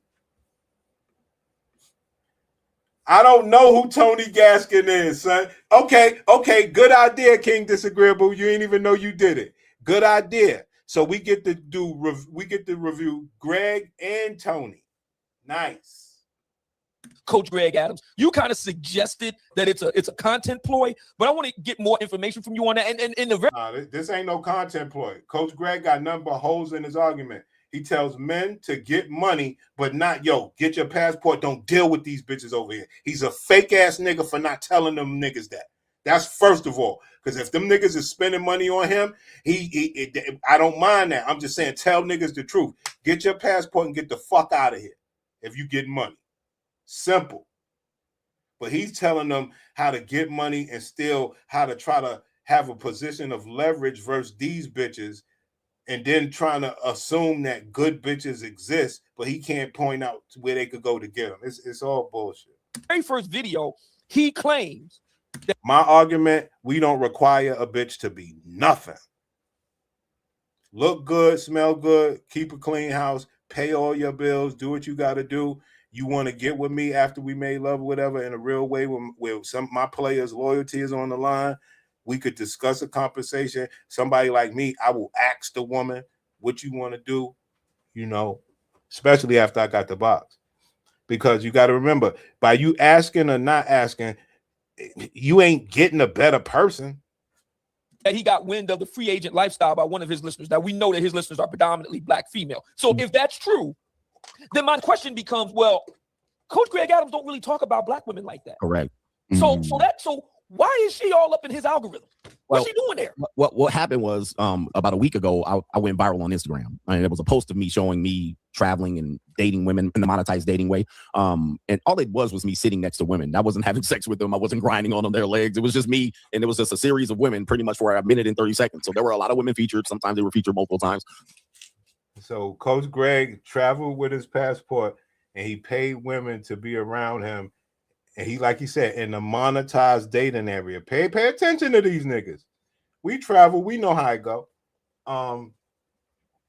So you pay the bitches to be around you, you put it on YouTube. Niggas and your subscribers, they enjoy it. You're not telling them to go do it. You're just saying, look, I'm showing y'all what's up. I understand the game. But it always boils back down to the key point. What do these men want out of women? Do they want women in America? Well, what do they want out of them? What is the best way for them to get that? But I got a lot of people, celebrities, Boyce Watkins, Claudia Jordan. I had to go back and forth with Claudia Jordan in my DMs. We went back and forth at it. So a lot of people, it went viral. It almost got 1 million views. So in less than a week. So a lot of people became familiar with me based on that. And that video was what they showed him potentially. And that was what they were reacting to, that video. Now, the video did not feature a lot of black women. Okay. So there were mostly white, Asian. There were 2 or 3 black women in the video, 1 mixed and 2 dark-skinned black women, but the rest of them were Asian, white, Latina, Colombian. They were just all over the place. And let me just tell you, there's 2 motivations that I see that people had a problem with. Number one, particularly Tony, he doesn't get views. I mean, his channel's dead, it's dying. See that? You see that, right? This is what this is all about. I get more views than Tony. He just searching for views. Well, the bitches do it all the time. You review other people's content, so people are reviewing you. Nah. We all do it. So what? He ain't getting views. He getting them now, though, right? I mean, I don't know if it's his focus, but he doesn't get a lot of views, and I do. My response video to his first video got more. Right. This ain't got nothing with to do how you're helping men get bitches. You helping them get to the bag. That's a great thing. but you also fear mongering, saying, yo, once you get to the bag, they still gonna fuck the pookie. So what do we do over here? We tell you how to be more dominant within a bitch. Views combined to any videos he put out. He's put out 6 or 7. If you combine all his views, I got one. I only did one video and he got way more views. So he has a problem there. Number 2, the women who saw the video and recognized me for the first time probably are upset that there weren't black women in the video. There you go. There you go. I'm learning, King Disagreeable, because that man is talking about nothing. These black bitches don't give a fuck about you. You content just like everybody is to you. That's it. Problem is there were 2 issues. That was the issue. The multiple women, then the fact that they weren't any black women in it, which is odd to me because you're right. I don't focus on, I'm not a black manosphere content creator, right? I don't have a problem with the space, but I've always been general, right across the board. Yeah. But I never really focus on black women or attack them or focus in on them. I'll tell jokes, but I joke on everybody. Right. But when it comes to it, I think the main problem was there weren't many black women, which oddly enough, let's just say they were black women. Let's say the majority were black. Then they would be calling me a womanizer. It would be worse. They're like, you're all messing with all these black women spread diseases and create babies. So I think it was a no-win situation, but I think what triggered them is that I was out here internationally dating. See that? Y'all didn't hear that, right? Remember earlier in the show, I don't even know why I'm this long in the show. I think we're rehearsing for what we got to come. We got a lot of content to come nowadays, guys. And I needed this. I said earlier in the show, Coach Greg, the only thing that you're telling niggas get the bag and fuck bitches who might have fucked the night before or 2 days before you. And the main thing that you put, the high percentage thing you put yourself at risk at is diseases. So you ain't getting no service out the bitch. Bitch can't do your nails or nothing, but you are at risk for a disease because you don't even care where the bitch pussy was before you. We don't promote that.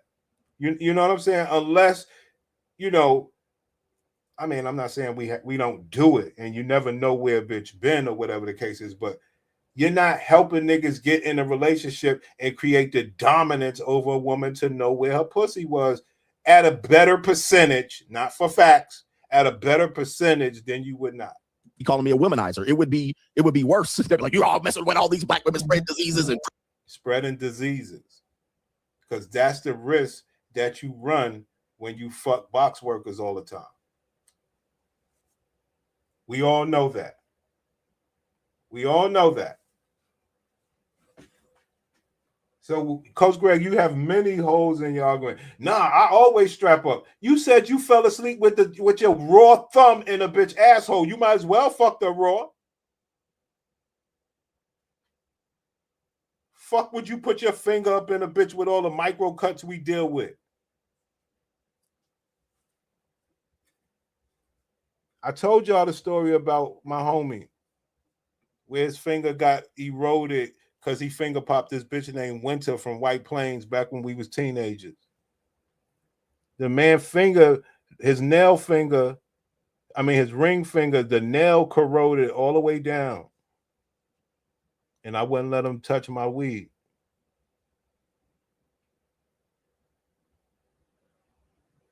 That's one of the things that made sure I said, well, I don't know if I'm gonna be finger popping bitches. You know what I mean? If shit like that gotta happen.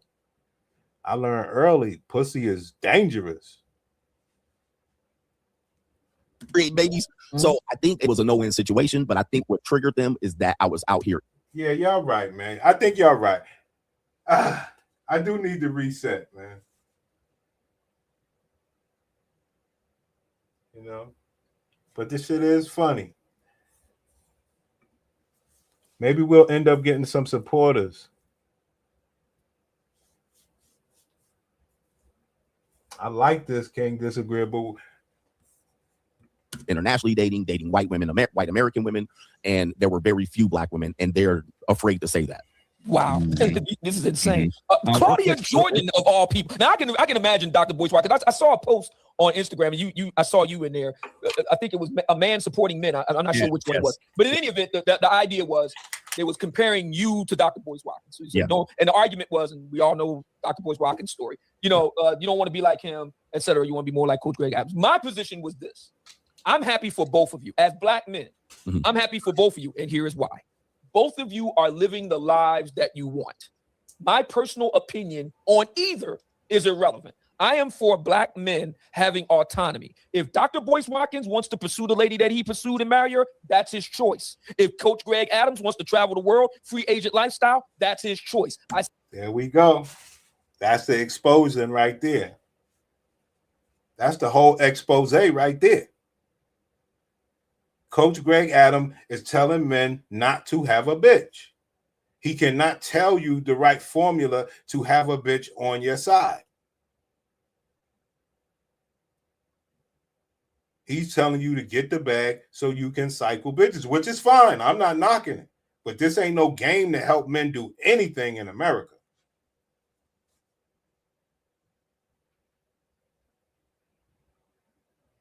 Then we come along and tell you what we want out of bitches, and niggas like you ain't gonna get that. At least we stand on business. See both choices as valid. So I didn't go after Dr. Boyce Watkins, but it doesn't surprise me that he would have something to say about what you did. Now, Claudia Jordan, and she's not a bad looking woman. What is her beef? I told her I would fold her up like a love letter from the second grade. He was trying to talk. I did a whole episode of the DMs and our back and forth. Her issue was that she called me community. Can I cuss on the show? Mm-hmm. Yes, sir. And she called me community dick. That's what she called me. She said, "You community dick. I wouldn't mess around with a dude like you." She was telling me to do. She saw shits on me a million times. And that's a good point. That's a good point. They will try to put that sort of label on you. Now, is it true? Coach Greg, is it true? Hey, yo, any of my niggas out there, is it true that you are part of being community eggplant towards women? Is it true? Or we just going to bypass the truth? Have you ever been community eggplant? Is it true? You out here paying bitches all over the world. Are you fucking them? Oh, you just paying bitches and not fucking them? Okay, community eggplant. Is it true? Let's see how he spins this bullshit. Coach Greg got a lot of holes in his argument, B. Gated community, no old bitches. Now, I respect that. Yo, son, I respect that admission.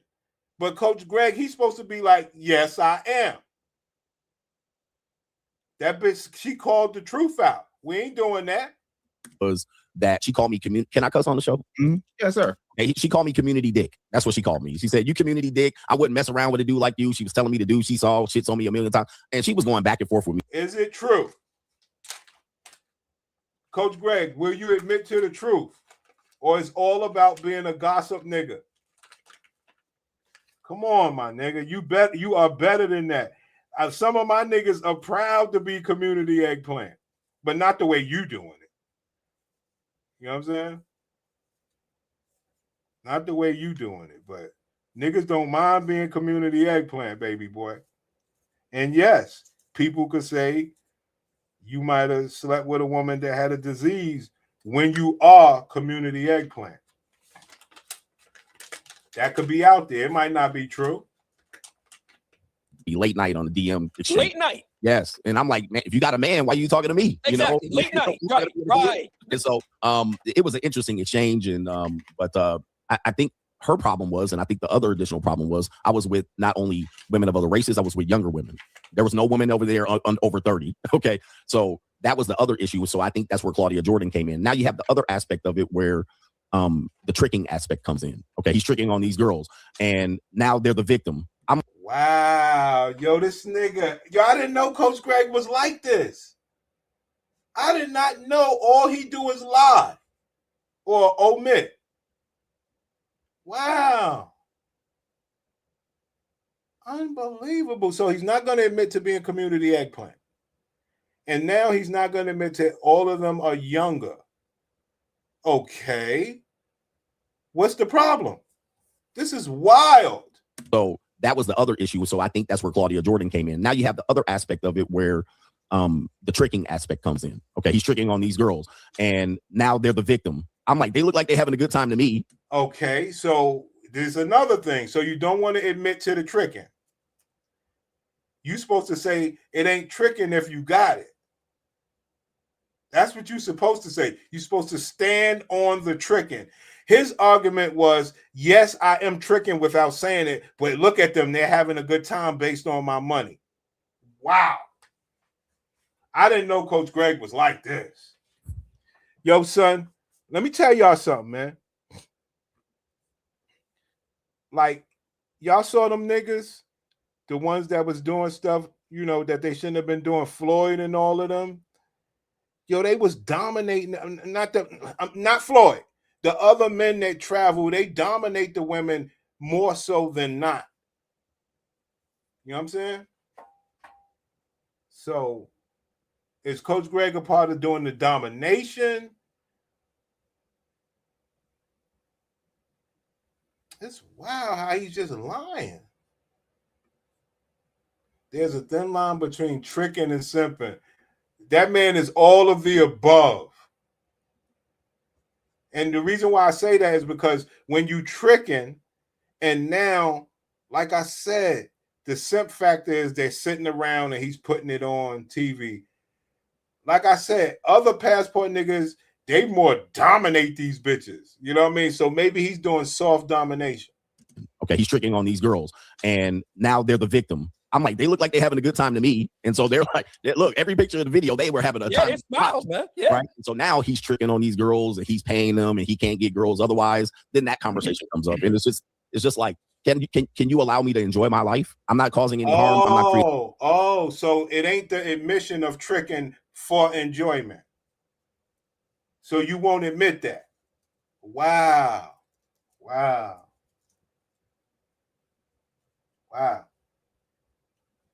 Now, y'all know how it is. For the sake of content, maybe he can. How the fuck would I know? I don't know all this weird shit. But you're making money. You're tricking on bitches. Why you can't admit it?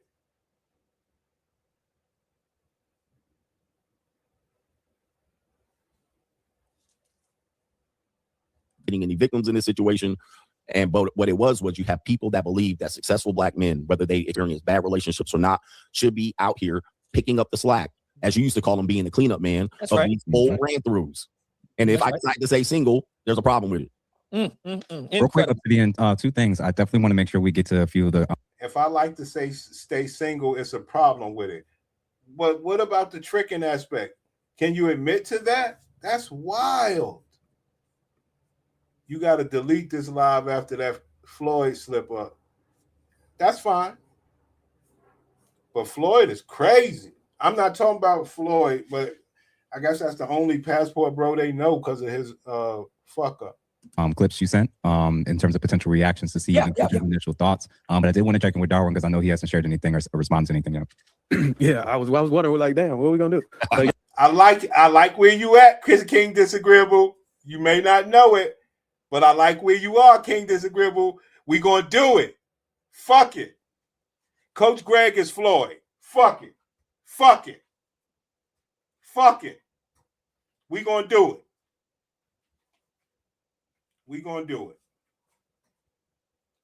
I like where you at with this. Yeah. Y'all was rolling, so that was cool. Even though I gotta go get Instagram and I gotta find so a lot of bullshit. I'll do it. Cool, but all I can ask is to just try to keep it in the ballpark. I notice that whenever a man does this, a black man like yourself, it's probably not frequently done. You know what I'm saying? A lot of black men are not really showcasing enjoying a lifestyle like the way you presented it. And I think it's safe to say if more black men would be okay with being transparent about how they live and what they enjoy and going abroad, then this thing won't be so much of a shocker. Yeah. You know what I'm saying? I think you are the catalyst. I think you're starting a trend and you don't even know it, of more black men coming like, look, we can actually be forthright with how we live and what we enjoy and be comfortable with what we're doing. We're not being harmful to anybody. This is our life. Women all the time get to show how they live, get to boast about how they doing their thing, how they their body and their choice, and they can bust it down and bust it open any kind of way they want. It's time for men to step forward and showcase how they live and enjoy it, and put it on your gram, put it on the media. It's not harmful. And that way, when people see it, they won't be surprised. It'll be the norm. And then, you know what I'm saying, people can expect it, because I'm willing to bet there's a lot of guys like CGA that's living that type lifestyle. They're just kind of discreet with it. They just kind of shield it and they kind of just shine away from all the publicity and all of the criticism. And I'm saying, look, man, own it. And I think that's what made CGA stand out, because he just don't give a fuck. Oh, can we cuss on this? No, I'm just kidding. What we did now. What happens is, I think for men, we have to kind of hide things, whether we're married or relationships, enjoying a lifestyle like that, or, you know, we don't want to face criticism because we're not monogamous. And I didn't realize that it would go viral. I didn't realize that was a trend-setting post. I just thought, hey, this would be nice to show, because typically my audience, they kind of live with the fact that I'm supposed to be an incel and never had sex before. But I'm like, I got married. I'm married to 2 kids. Oh, you ain't got game. You can't get women. So that was my response to the audience members. I'd never thought it was. You ain't got game. You can't get women. So you travel and you go trick, or you trick on women and you showcase them to show. It's a difference, Coach Greg. I'm trying to help. I think instead of that bitch sitting there being fucking lazy, I think the video's better if that bitch is doing your nails, massaging you. Hey, yo, remember when Nino Brown first came out? He had bitches feeding them grapes and shit like that. You know? Gonna go outside. They had the Nino Brown got watered down. And they were gonna look at me like Dan Bilzerian or some monster. And I was like, what? Why is this the response to something that I know men are commonly doing? Well, what you said was people aren't showcasing. I guess that's just how it happens, King Disagreeable. We all got to get watered down to get this money. Huh? Yeah, I ain't trying to be sitting there. I'll drop the link, but if niggas, you want me to just keep speaking and speaking, niggas need to come up and speak, you know? Come on, man.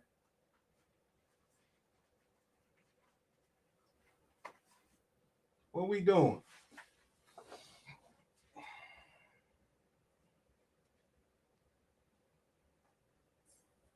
It in a way I'm showcasing it. There's also this idea that men who do this are tricks and they're the worst areas of society. And I'm like, there's nothing in the video that suggested that I did that. But that's what people jump to. They just jump to conclusions to try to decide that you're the bad guy. You represent why society is the way it is. And you're going to cause black men to not pursue particularly black women or just women in general in terms of marriage. So you're right. I just think that maybe it is a trend, and I've been doubling and tripling down on it on my Instagram. I'm like, oh, y'all want to? It's true. It's true. They got you, Coach Greg. Everybody can see it. Everybody can see what you're doing. That you are definitely promoting for men not to have a bitch. Like you said, black or any other color. And what I say to that is, why shouldn't a black man get his nail done by a bitch that he fucking? Why shouldn't he get his body lotion by a bitch he fucking? Why not? Why should he just give this bitch the pleasure of getting money and eggplant so that he could be free? I guess. Because I ain't knocking nobody's way. What I want for my niggas, let me tell you what I want for my niggas, man. What I want for my niggas is my niggas to get the treatment that they supposed to get, whatever that is, from a bitch. It's not something that's impossible. The first problem is, what do you want? That's the first problem. What do you want out of a bitch?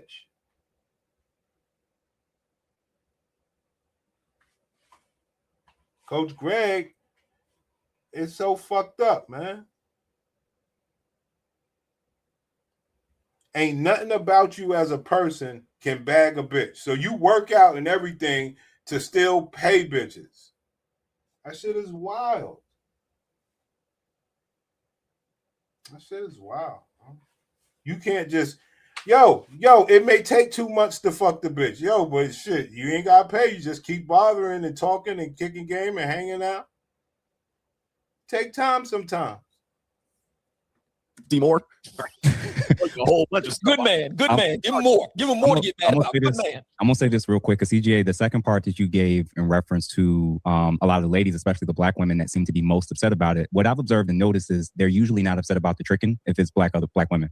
When they see these ladies on boats with these celebrities and athletes, they're not upset about, oh, they're victims or, oh, they're being taken advantage of. They're upset because they don't see themselves on that boat. And that's really what I think is going on here, especially with the ladies. And then the second part is when they're jealous, when they can't get there or get access to that, they try to set these, they put these battery packs in these guys' backpacks to try to be like, all right, go sick them, go ahead, attack them. And I said, that's what I think is going on here, man, is like a lot of these ladies are jealous about what these women are being exposed to. Typically, it's just because it's different. It's an option. A lot of times I wonder if a lot of ladies I live in a world where the black women that's around me, that's not even on their radar. They're not thinking about it. They're not jealous of it. They're consumed with the person and people that's in their regular everyday lives. They don't look at celebrities or what's on social media and be like, why don't I have that? Let me cause an issue or uproar about this. That's not like a real thing. So I always view this as coming more from a place of insecurity. Like, not imagine if Chris Brown was against, because Chris Brown is not behind the that's the difference. It's with the perks, but you're right. I think they're looking at it as okay. He's doing that, but not necessarily with black women. But why is he doing that? I think the conundrum is this. Women have jumped on this internet, which I call Al Gore's internet, and said men are cheap, they're dusty, they're dirty, they don't pay for dates, they don't provide us vacations and trips. Men need to take me here and there, to and fro. Well, here's the funny thing about it. That's what my video showed. I wasn't broke, paying for trips and vacations, and excursions and dinners, and guess what? They didn't shot me down. I thought that's what y'all were looking for. I thought y'all were looking for, but what you're saying, Jeff, you're saying, oh, but it wasn't the black women, older black women, and black women in general didn't get the benefit. So it's listen, Coach, I'm gonna say this part. Because I work in the real world, even when they see another black woman have it, if you see each other in real life, if they see you in contact, now they're trying to take her spot. I know how this shit works. So exactly, mate, poaching the whole nine. So this. Yeah, man. So you get it. Coach Greg is facing a lot of heat because he became a passport bro about 20 years late. And being that it died down, he's shining, and he got a good audience of men that's like, go ahead, Greg, do it, man. And that's fine. But don't act like you're out here trying to help men. That's wild. I mean, do the movie thing. I like it, B. I mean, you know what I mean? But they are coming after you because you are old nigga, which is fine, and you got to stand on your tricking. Stand on your tricking. Stand on your simping. That's it. Why are they talking about black women like Coach CGA wasn't married to and put on papers by what? Oh, really? Really? Oh, see, I don't even know nothing about this nigga. Are you serious? Wow.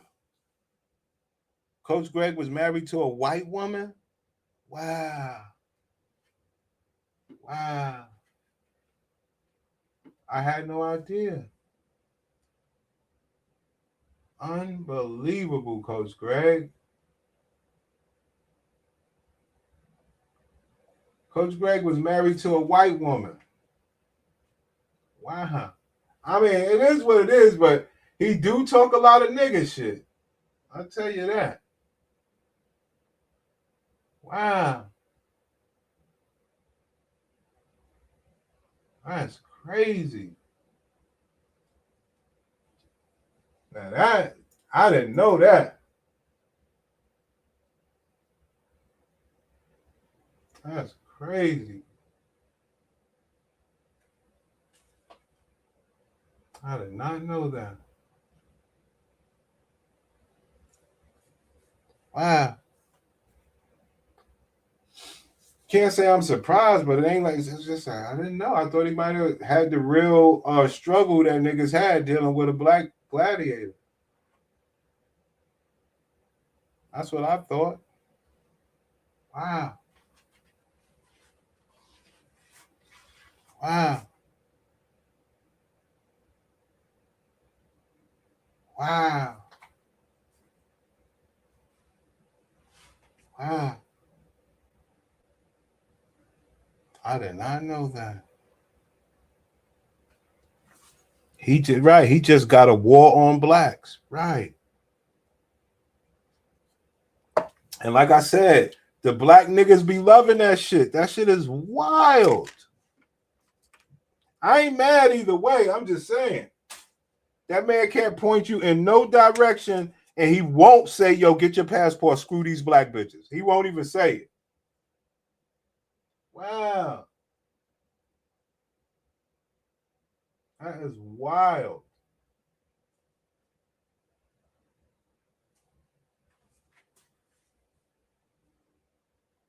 Ain't that something?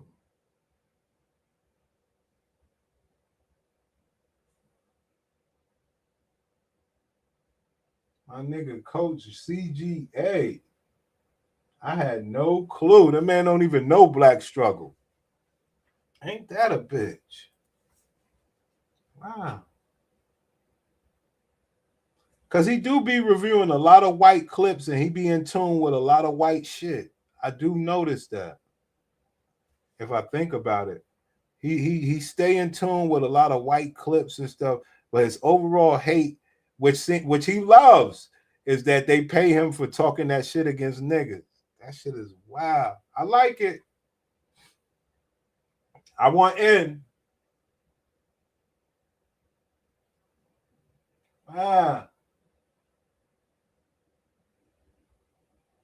Coach CGA is official, son. Get a nigga credit.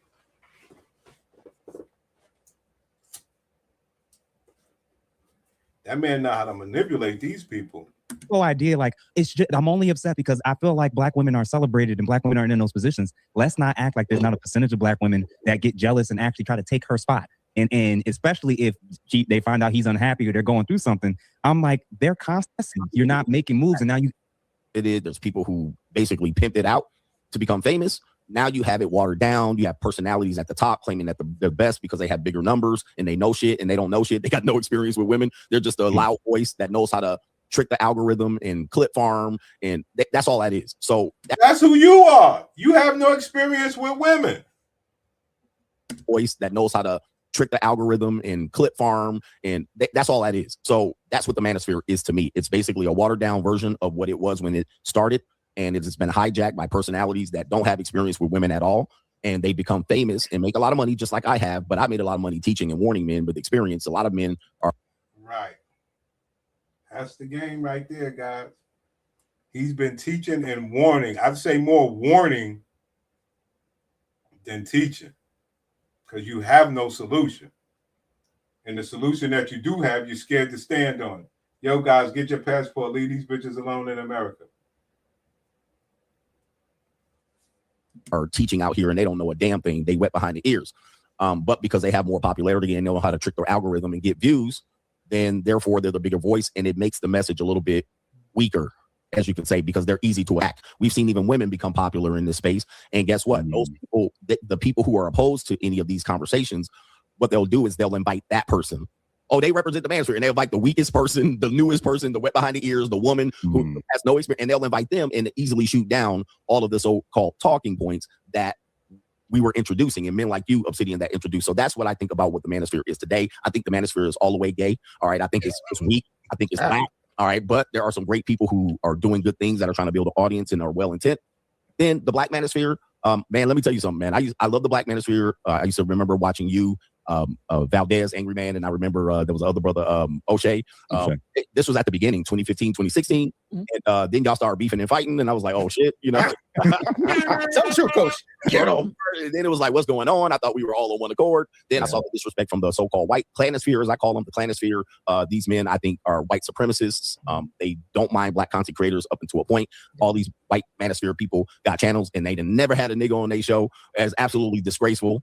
So they're Ku Klux Klan members, as far as I'm concerned. So I really don't want to have much association with the manosphere as it exists in popular terms. So I don't represent it anymore. All right, but I'm part of it. I respect the people that have done great things. But as far as the clanosphere is concerned, and anybody that appeared on Inside the Manosphere, they can go fuck themselves. I don't care about that. It's funny you mentioned that. That was my next question. Is about the Inside the Manosphere documentary last month on Netflix. I personally think it was a hatchet job. All right, man. I had enough of this shit.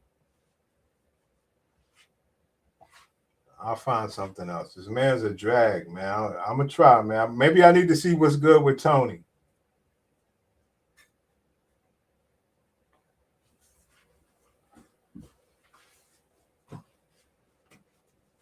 I mean, it's ridiculous. I'm supposed to go at this clown ass nigga He ain't helping my niggas at all out here.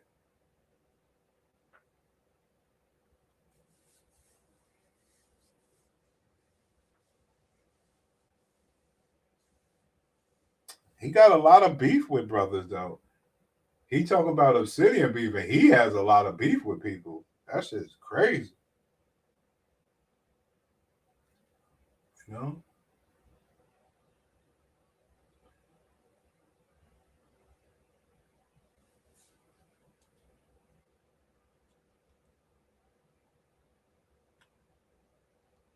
I guess I would ask Coach Greg, what conditions should a black man be with a black woman? I guess I would ask him that.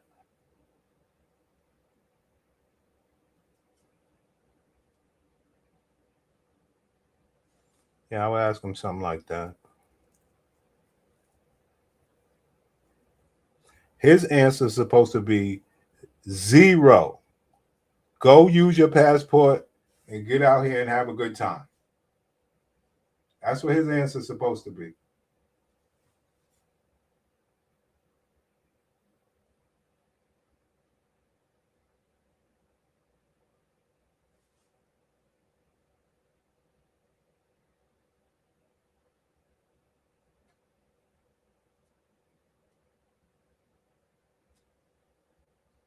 Nevertheless, that's my nigga.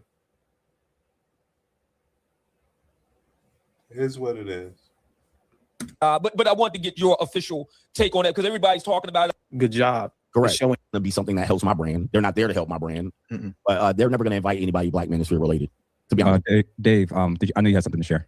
A couple of things. First of all, again, Coach, I call balls and strikes. I'm a big believer in telling the entire truth, and I can't sit up here and let you go another minute lying the way that you do. You're not doing the things that these women who are complaining about you are doing, and I'll prove it to you.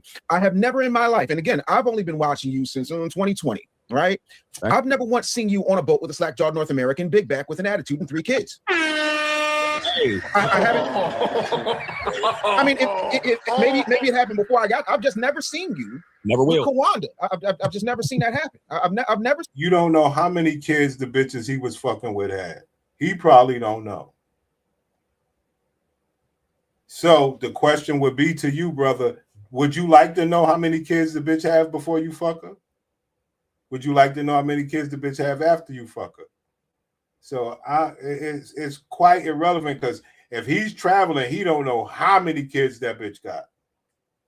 Before I've just never seen you. Never will. Kawanda. I've just never seen that happen. I've never seen you, take a woman after she had her 3rd doctoral dissertation defense and say, "Hey, baby, let's go." I've seen you pull up, in something I can't pronounce at the junior college. Having said that, I want to get your thoughts on this. Now, as a former broadcast executive, I can tell you with very little bias that there have been at least 54 shows of women that have included Black women that have had the opportunity to go abroad or find love. The Bachelorette, the Golden Bachelorette, the Cougar, Age of Love, Shot at Love with Tila Tequila, Shot at Love 2 with Tila Tequila, Megan Wants to Be a Millionaire, Mom versus Matchmaker, Excuse, Playing It Straight, Singled Out, Blind Date, Eliminate, Dating Game, Change Your Heart, Baggage, The Proposal, Ready for Love, Courtship, Cosmic Love, Millionaire Matchmaker, $1 Million Matchmaker, Patty Stanger the Matchmaker. Those are the same 3 shows. Indian Matchmaking, Jewish Matchmaking, Confessions of a Matchmaker, Would Like to Meet, Let's Go Dating, Married at First Sight. And you know what we've had? Because there's another 20 of those. But you know what we've had? Flavor of Love, For the Love of Ray J, and that show on TV1 with Nephew Tommy that nobody bothered to watch. What say you, Coach? Well, you bring up an important point because when you see the attack point that they're making, he's going and traveling and going to these 3rd world countries and picking up dirty feet women and this and that and impoverished women taking advantage of them. You bring up a great point pointing out the fact that women engage, just like men have engaged in sex tourism just as much. It's almost part.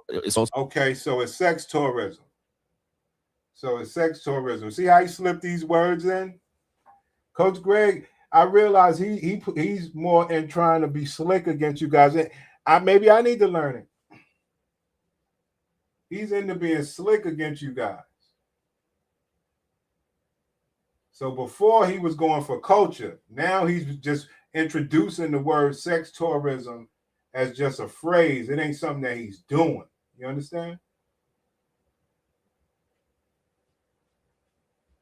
But he's saying, but the women do it, so now that I do it,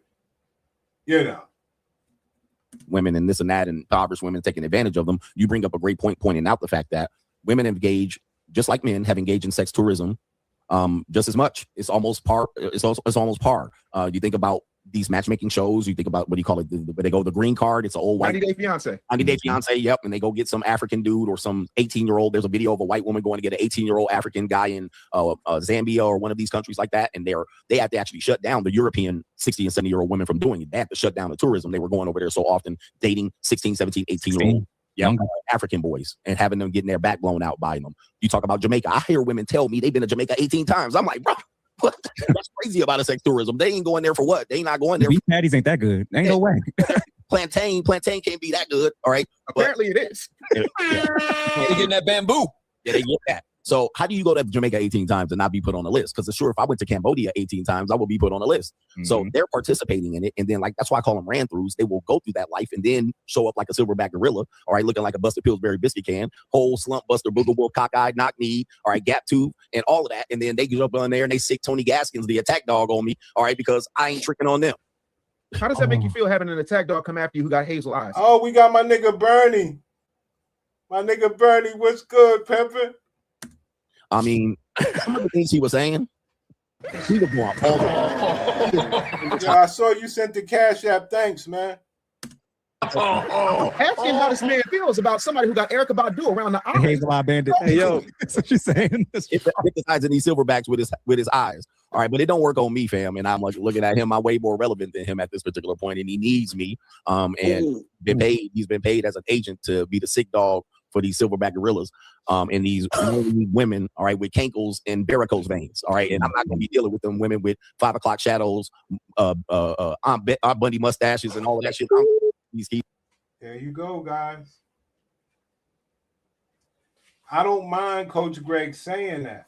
My question is, where do your men find the women that are not like that? Why is that not one of your main arguments? Because when they say you're not helping men, where do men find the women that are not like that? We know you can talk about that, and we know you don't want that for your brother. So where would your brother find the good stuff? And that's Coach Greg's fucked up argument right there. All right, at the end of the day, some of the things that he was accusing me of, he was projecting. I think it represents him. He has a hidden agenda. He probably cheats on his wife with escorts. All right, and I heard that some of his Wow.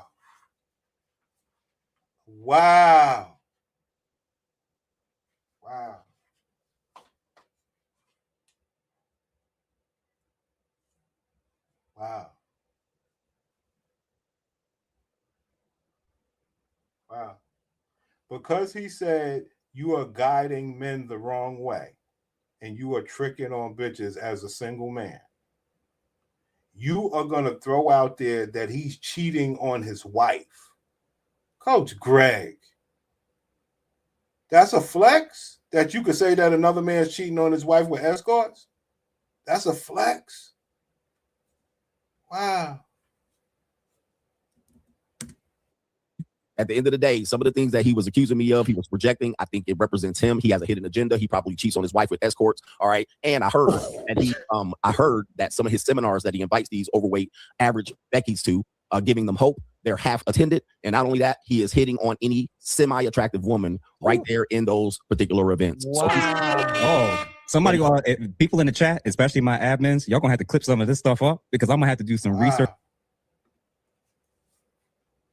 And when he throw his events, he be cheating on his wife. Coach Greg.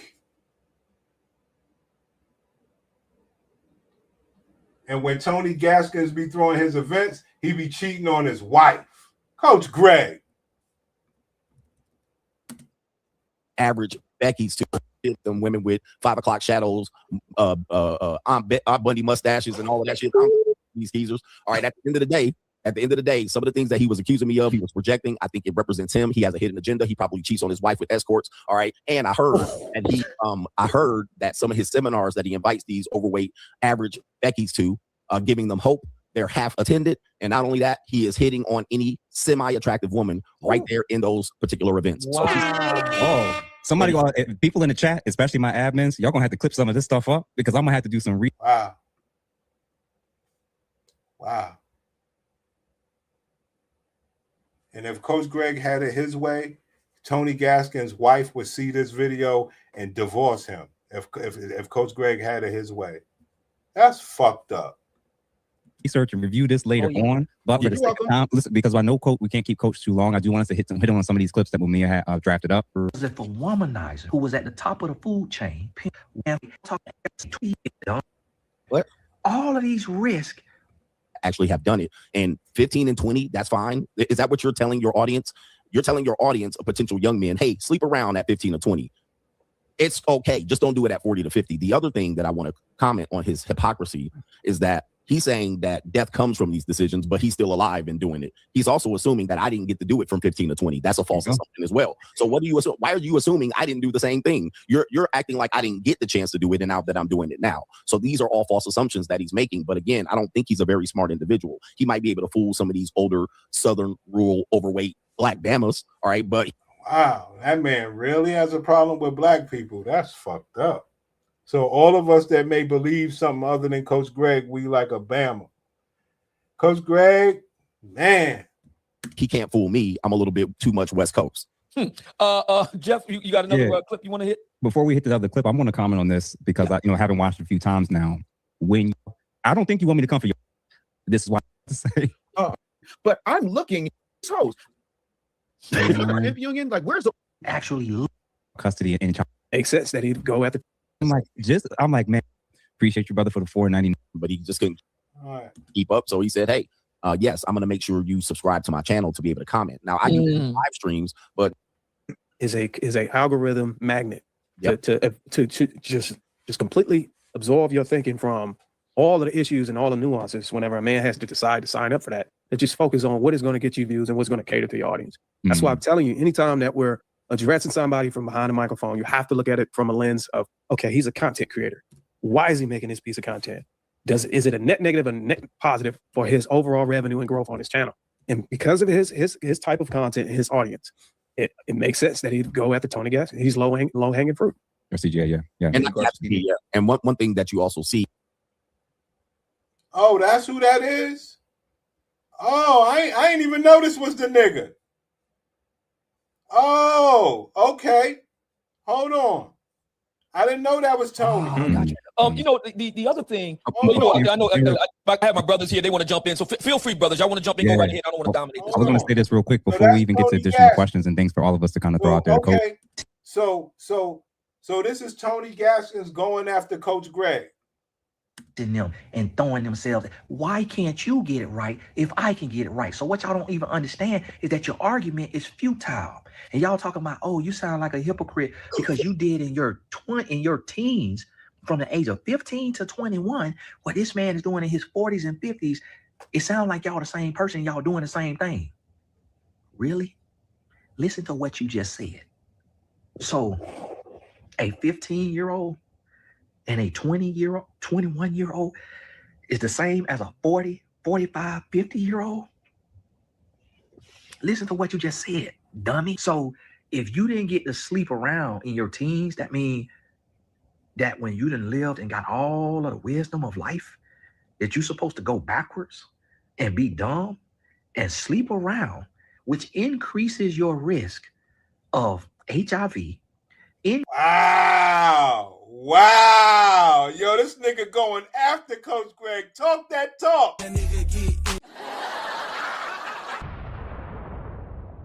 Whoa. Because that's the thing that nobody wants to talk about.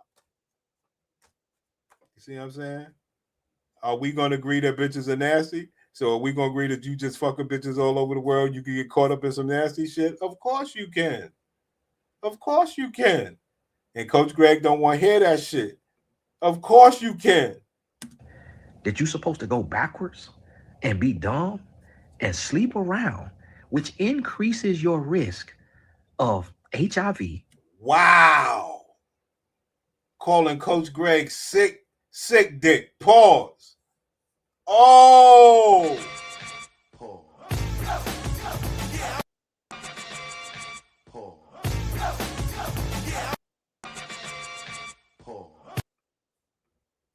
Sleep around, which increases your risk of HIV, increases your risk of a crime of passion, of a sadistic stalker, a fatal attraction, sleeping with another man, woman. What? All of these risks are increased. That's true. That's true. We're not going to do that. Any traveler knows. Any traveler knows.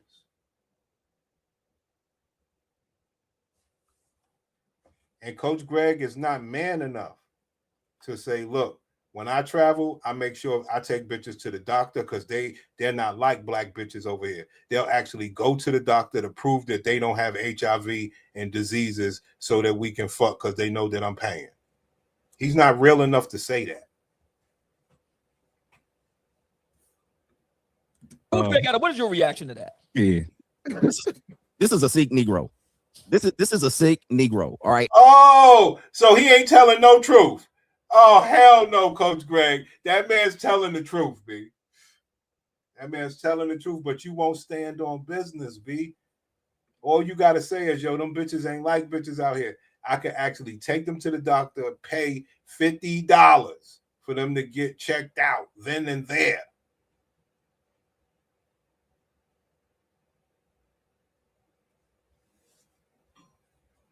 Niggas don't know what's real.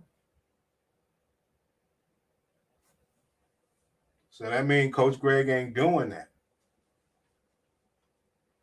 He just fucking anything.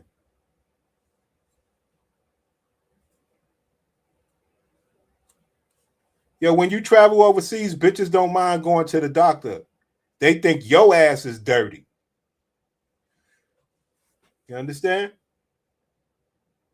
They don't mind. You try to tell a bitch to go to the doctor over here in America, you could forget it.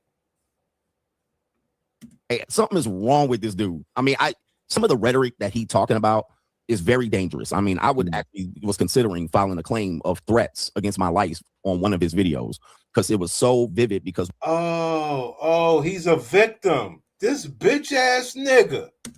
Some of the rhetoric that he talking about is very dangerous. I mean, I would actually was considering filing a claim of threats against my life. Wow.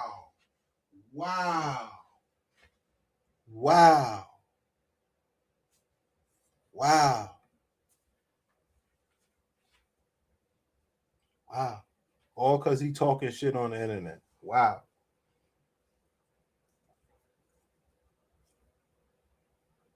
Coach Greg, we didn't know you was like this, dog. Negro. All right. Something is wrong with this dude. I mean, some of the rhetoric that he talking about is very dangerous. I mean, I would actually was considering filing a claim of threats against my life. Wow. Wow. Where does Coach Greg live? Where does Tony Gaskin live? I think Tony Gaskin, I'm not sure, but wasn't he fucking Clarissa Shields? I'm not sure. That's the only time I ever heard that nigga name. Wow. Who's the other nigga? Because I didn't know that this was Tony Gaskin. Who's the Tony the Closer? Okay, Tony the Closer. Okay. Okay, now I get it. So a nigga name is Tony the Closer, right? That's who I thought they was talking about.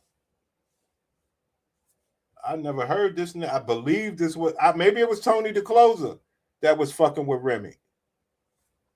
I mean Clarissa. Okay. On one of his videos because it was so vivid, because what he's doing is he's probably encouraging a weak-minded woman or man to do some harm to me based on his rhetoric. Wow. Oh shit. Oh shit. Maybe we need to do a whole show on that. Maybe we need to do a whole show on that part right there. Filing a claim of threats against my life on one of his videos because it was so vivid, because what he's doing is he's probably encouraging a weak-minded woman or man to do some harm to me based on his rhetoric. So I was going to report it. I'm actually considering reporting his video as direct threats of violence towards me. And I don't want to be petty like that, but his rhetoric is dangerous. I'm not doing anything dangerous. Not only. Wow. Wow. Wow. Wow. So we was right what we said earlier. Coach Greg and Corey Holcomb are trying to get niggas free speech taken away. We said they was the same nigga. So they trying to get niggas free speech taken away for talking about them. That's wild. That's crazy. I would actually was considering filing a claim of threats. What? All these risks are increased. Yo, this internet shit is real. Coach Greg, what is your reaction to that? Yeah. This is a sick Negro. This is a sick Negro. All right. Something is wrong with this dude. I mean, some of the rhetoric that he talking about is very dangerous. I mean, I would actually was considering filing a claim of threats against my life on one of his videos, because it was so vivid, because what he's doing is he's probably encouraging a weak-minded woman or man to do some harm to me based on his rhetoric. So I was going to report it. I'm actually considering reporting his video as direct threats of violence towards me. And I don't want to be petty like that, but his rhetoric is dangerous. I'm not doing anything dangerous. Not only that, he's admitting that I actually have done it. And 15 and 20, that's fine. Is that what you're telling your audience? You're telling your audience, a potential young man, hey, sleep around at 15 or 20. It's okay. Just don't do it at 40 to 50. The other thing that I want to comment on his hypocrisy is that he's saying that death comes from these decisions, but he's still alive and doing it. He's also assuming that I didn't get to do it from 15 to 20. That's a false assumption as well. Wow. Dang. So if you go at Coach Greg, you're going to call the police on you? This is crazy.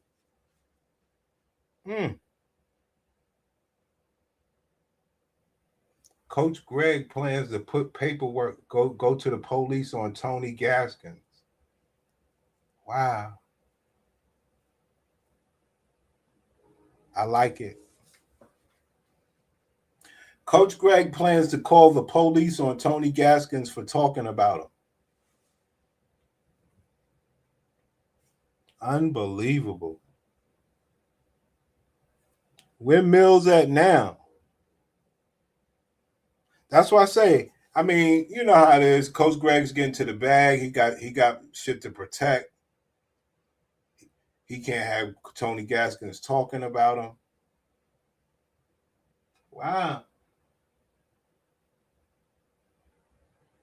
I did not know Coach Greg was on it like that. I think they played another video.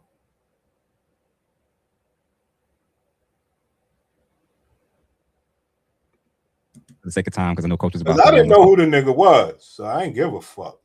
Watch this one. So until I get tired of talking about y'all free agent lifestyle faggots, ooh, y'all out here. Oh my God, he can say that. Oh shit, Tony, I'm on your side, Tony. Yo, Tony, I rock with you, son. Yo, son.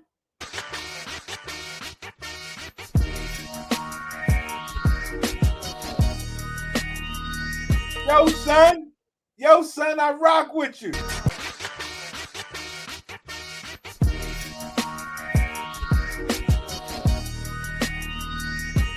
I rock with that nigga, son. That nigga ain't playing. Yo, hit the cash app. Yo, I rock with that nigga, son. It's not a game. Yo, Tony ain't playing. Wow.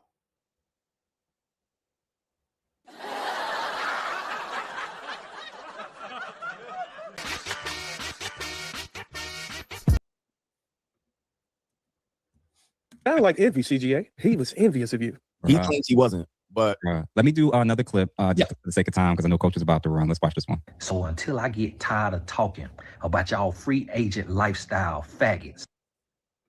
Wow. Spice. Nigga talking that Ice Spice. Wow. I didn't know. Yo, he's really going. Yo, King Disagreeable. Yo, we was right. We didn't know all this shit was going on, but we was on to something the other day. Y'all out here. Oh my God, he could say that? Out here sleep free agent lifestyle faggots. Y'all out here. Oh my God, he could say that? Out here sleeping around with these women talking about you scared to get married because you don't want to lose half of your net worth in divorce when you only make $40,000 a year. Dummy. You don't even have a net worth. You can't even spell net worth. What are you actually losing? You are an idiot talking about you finna lose half of your money and you don't have any money. You can't even take a woman on a nice steak dinner and you talking about you finna lose it all in marriage. What are you losing? And if you a real go-getter, if you a real hustler, if you a real man, you can lose it all today and get it all back tomorrow.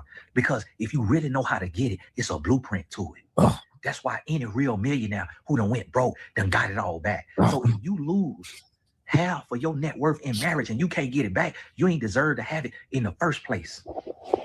And I'm gonna tell you like this right here. And no, you can't comment on my video because you need to sit down and you need to shut up and you need to listen because that's what you're doing over there, listening to these closeted gay men who calling themselves coaches. Dang. Now I'm with him with the coach stuff, but all of that other shit, I don't know. The man's all over the place. Man's all over the place. I advise men. I'm the only one that could speak up for women. Because I'm the only one that's going to tell them the shit that they're not willing to do. Compensate that man for his loyalty. The rest of y'all niggas speaking up for women, where do you find them at? Oh, you can find my women. They can start compensating for loyalty today. My women are out there. Where are the women that you talking about that the man going to lose his money? Well, lose it or not. Don't even matter. Where are the women that he can marry? Where are they? See, when you speak for women, you have to actually identify where could men go to have a solution to this shit. Mine's is there. Yeah, the bitches ain't going to do it, but mine's is there. If they really cared about a man's loyalty, they would compensate him for it. And also, it would bring to the realization that your pussy ain't worth my loyalty. The same way I could give you some money and you fuck me and my dick don't mean nothing to you, your pussy don't mean nothing to me. Now, we can really have something. You know, you want money for your pussy, I want money for my loyalty. Other than that, can we just fuck? Coach Greg Adams, your response to that, brother? I mean, I've never heard such an ignorant comment from anybody I've ever had come after me on YouTube. This is complete ignorance. Impressive. Where do I start? I don't think you even need a response to that because a lot of his premises were invalid. Completely. So how do I respond to something that's not true? I mean, across the board, even representing me or any of my audience members. Yeah, Tony, he was trying to pander to the bitches for some odd reason. And like I said, for some reason, these men got a problem with men that make $40,000. The man works at CVS. Why is he your fucking enemy? The man is staying out of trouble, ain't trying to hurt nobody, and he makes $40,000. Why is he your fucking enemy, man? That shit is crazy. Man ain't did shit to nobody. But you're telling him he don't deserve a bitch. That's crazy. While you got to go pay a bitch to fuck her, you don't know who the bitch fucked last night. You ain't getting shit out of the bitch, but you get to go pay another bitch. I mean, so he don't deserve a bitch. That's crazy. So it ain't no good bitches in the world because all you do is cycle through and fuck bitches, and he don't deserve a good bitch. So where are the good bitches?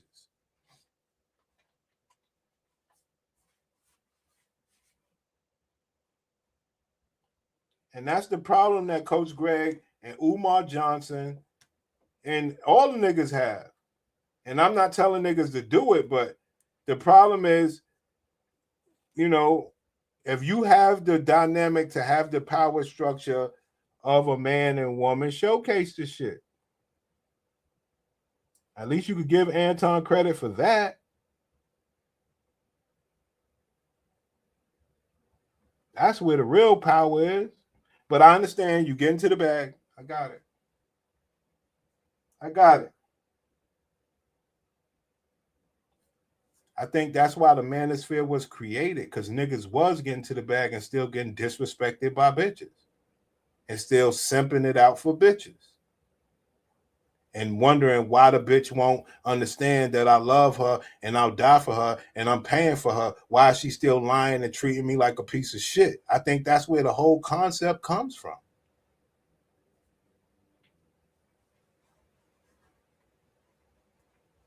You know? And we always say, okay, you're getting to the money, but as a man, do a bitch have any decency for you? Because we don't deal with respect. Does she have any decency for your ass? We don't deal with respect over here. Fuck, I need a bitch's respect for. For what?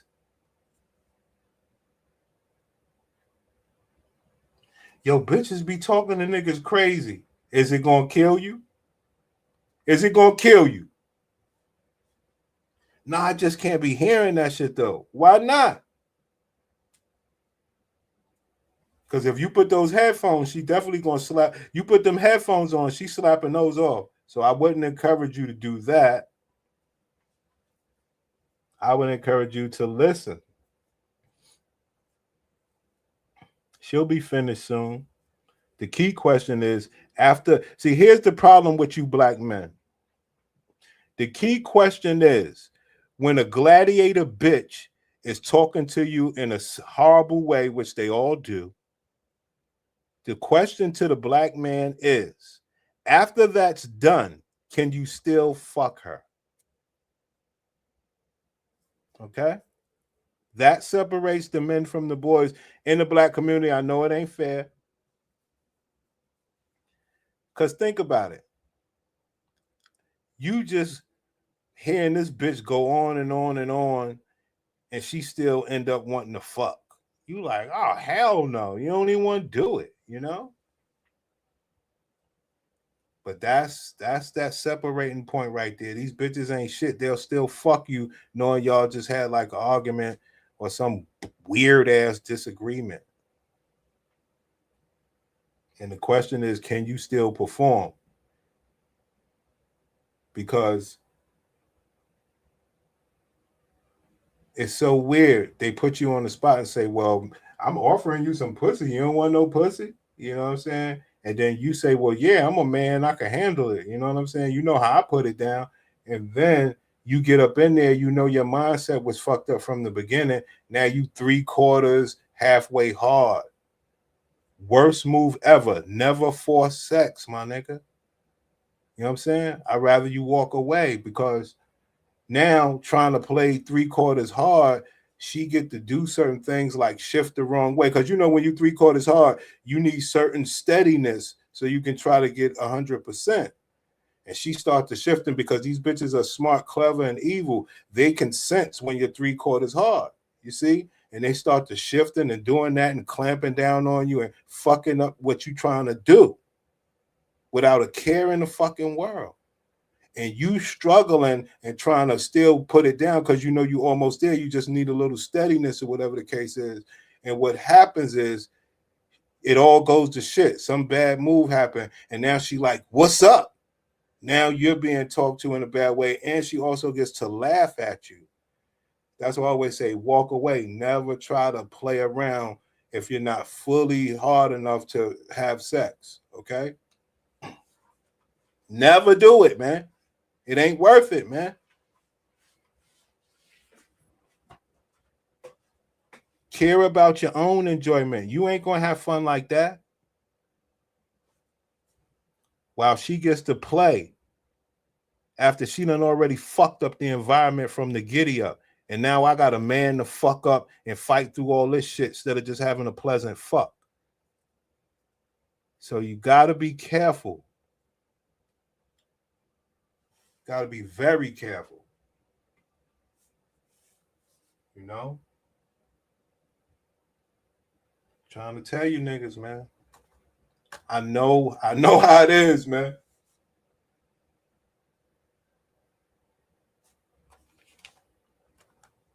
All right, man. We'll come back later. We done went way overboard, B. I'm supposed to be doing my show at 1 or 2 o'clock. But I'm, but we needed this practice.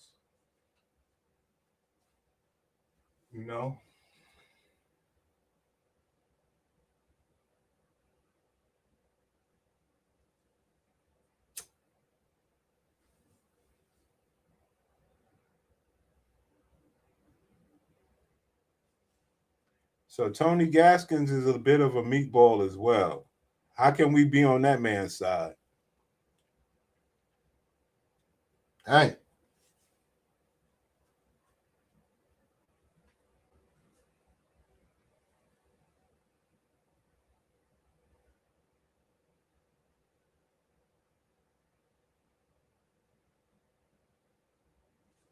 Tough to be on that man's side, right?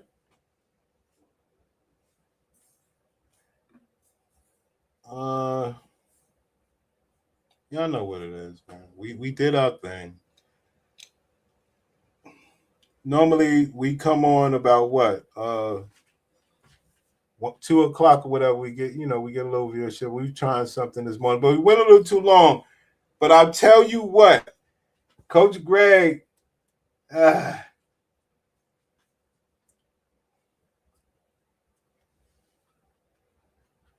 my nigga. Let me just say that. That's my nigga. Man out here getting pussy. It's all good, player. He don't want to own it. He's actually trying to frame it like he works out, he gets his money, and these bitches, he just attract them bitches. That is not the case.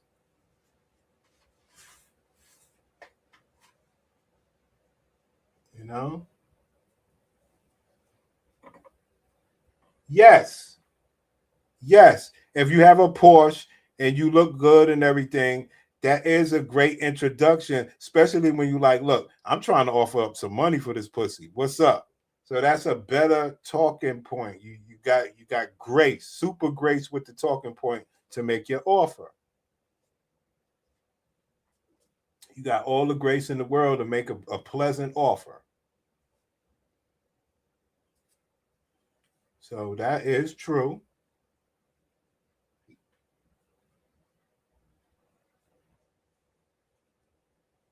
Is that what you want for your black men?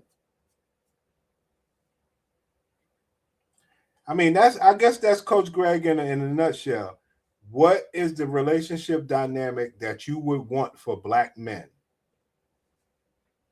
If you had your way of how black men would have it in a relationship dynamic, don't give a fuck what the race is, what would that be?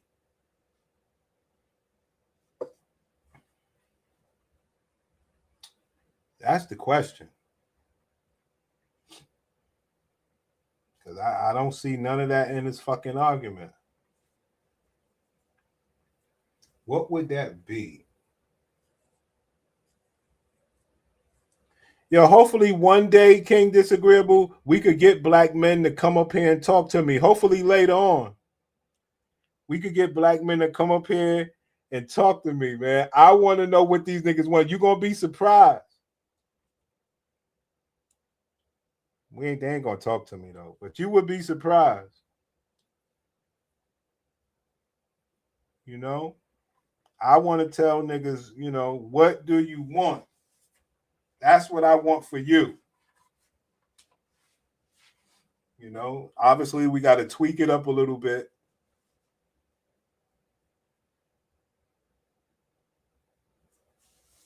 Tweak it up a little bit. Because if you ever, oh man. All right. I'm out of here. We got to regroup, guys.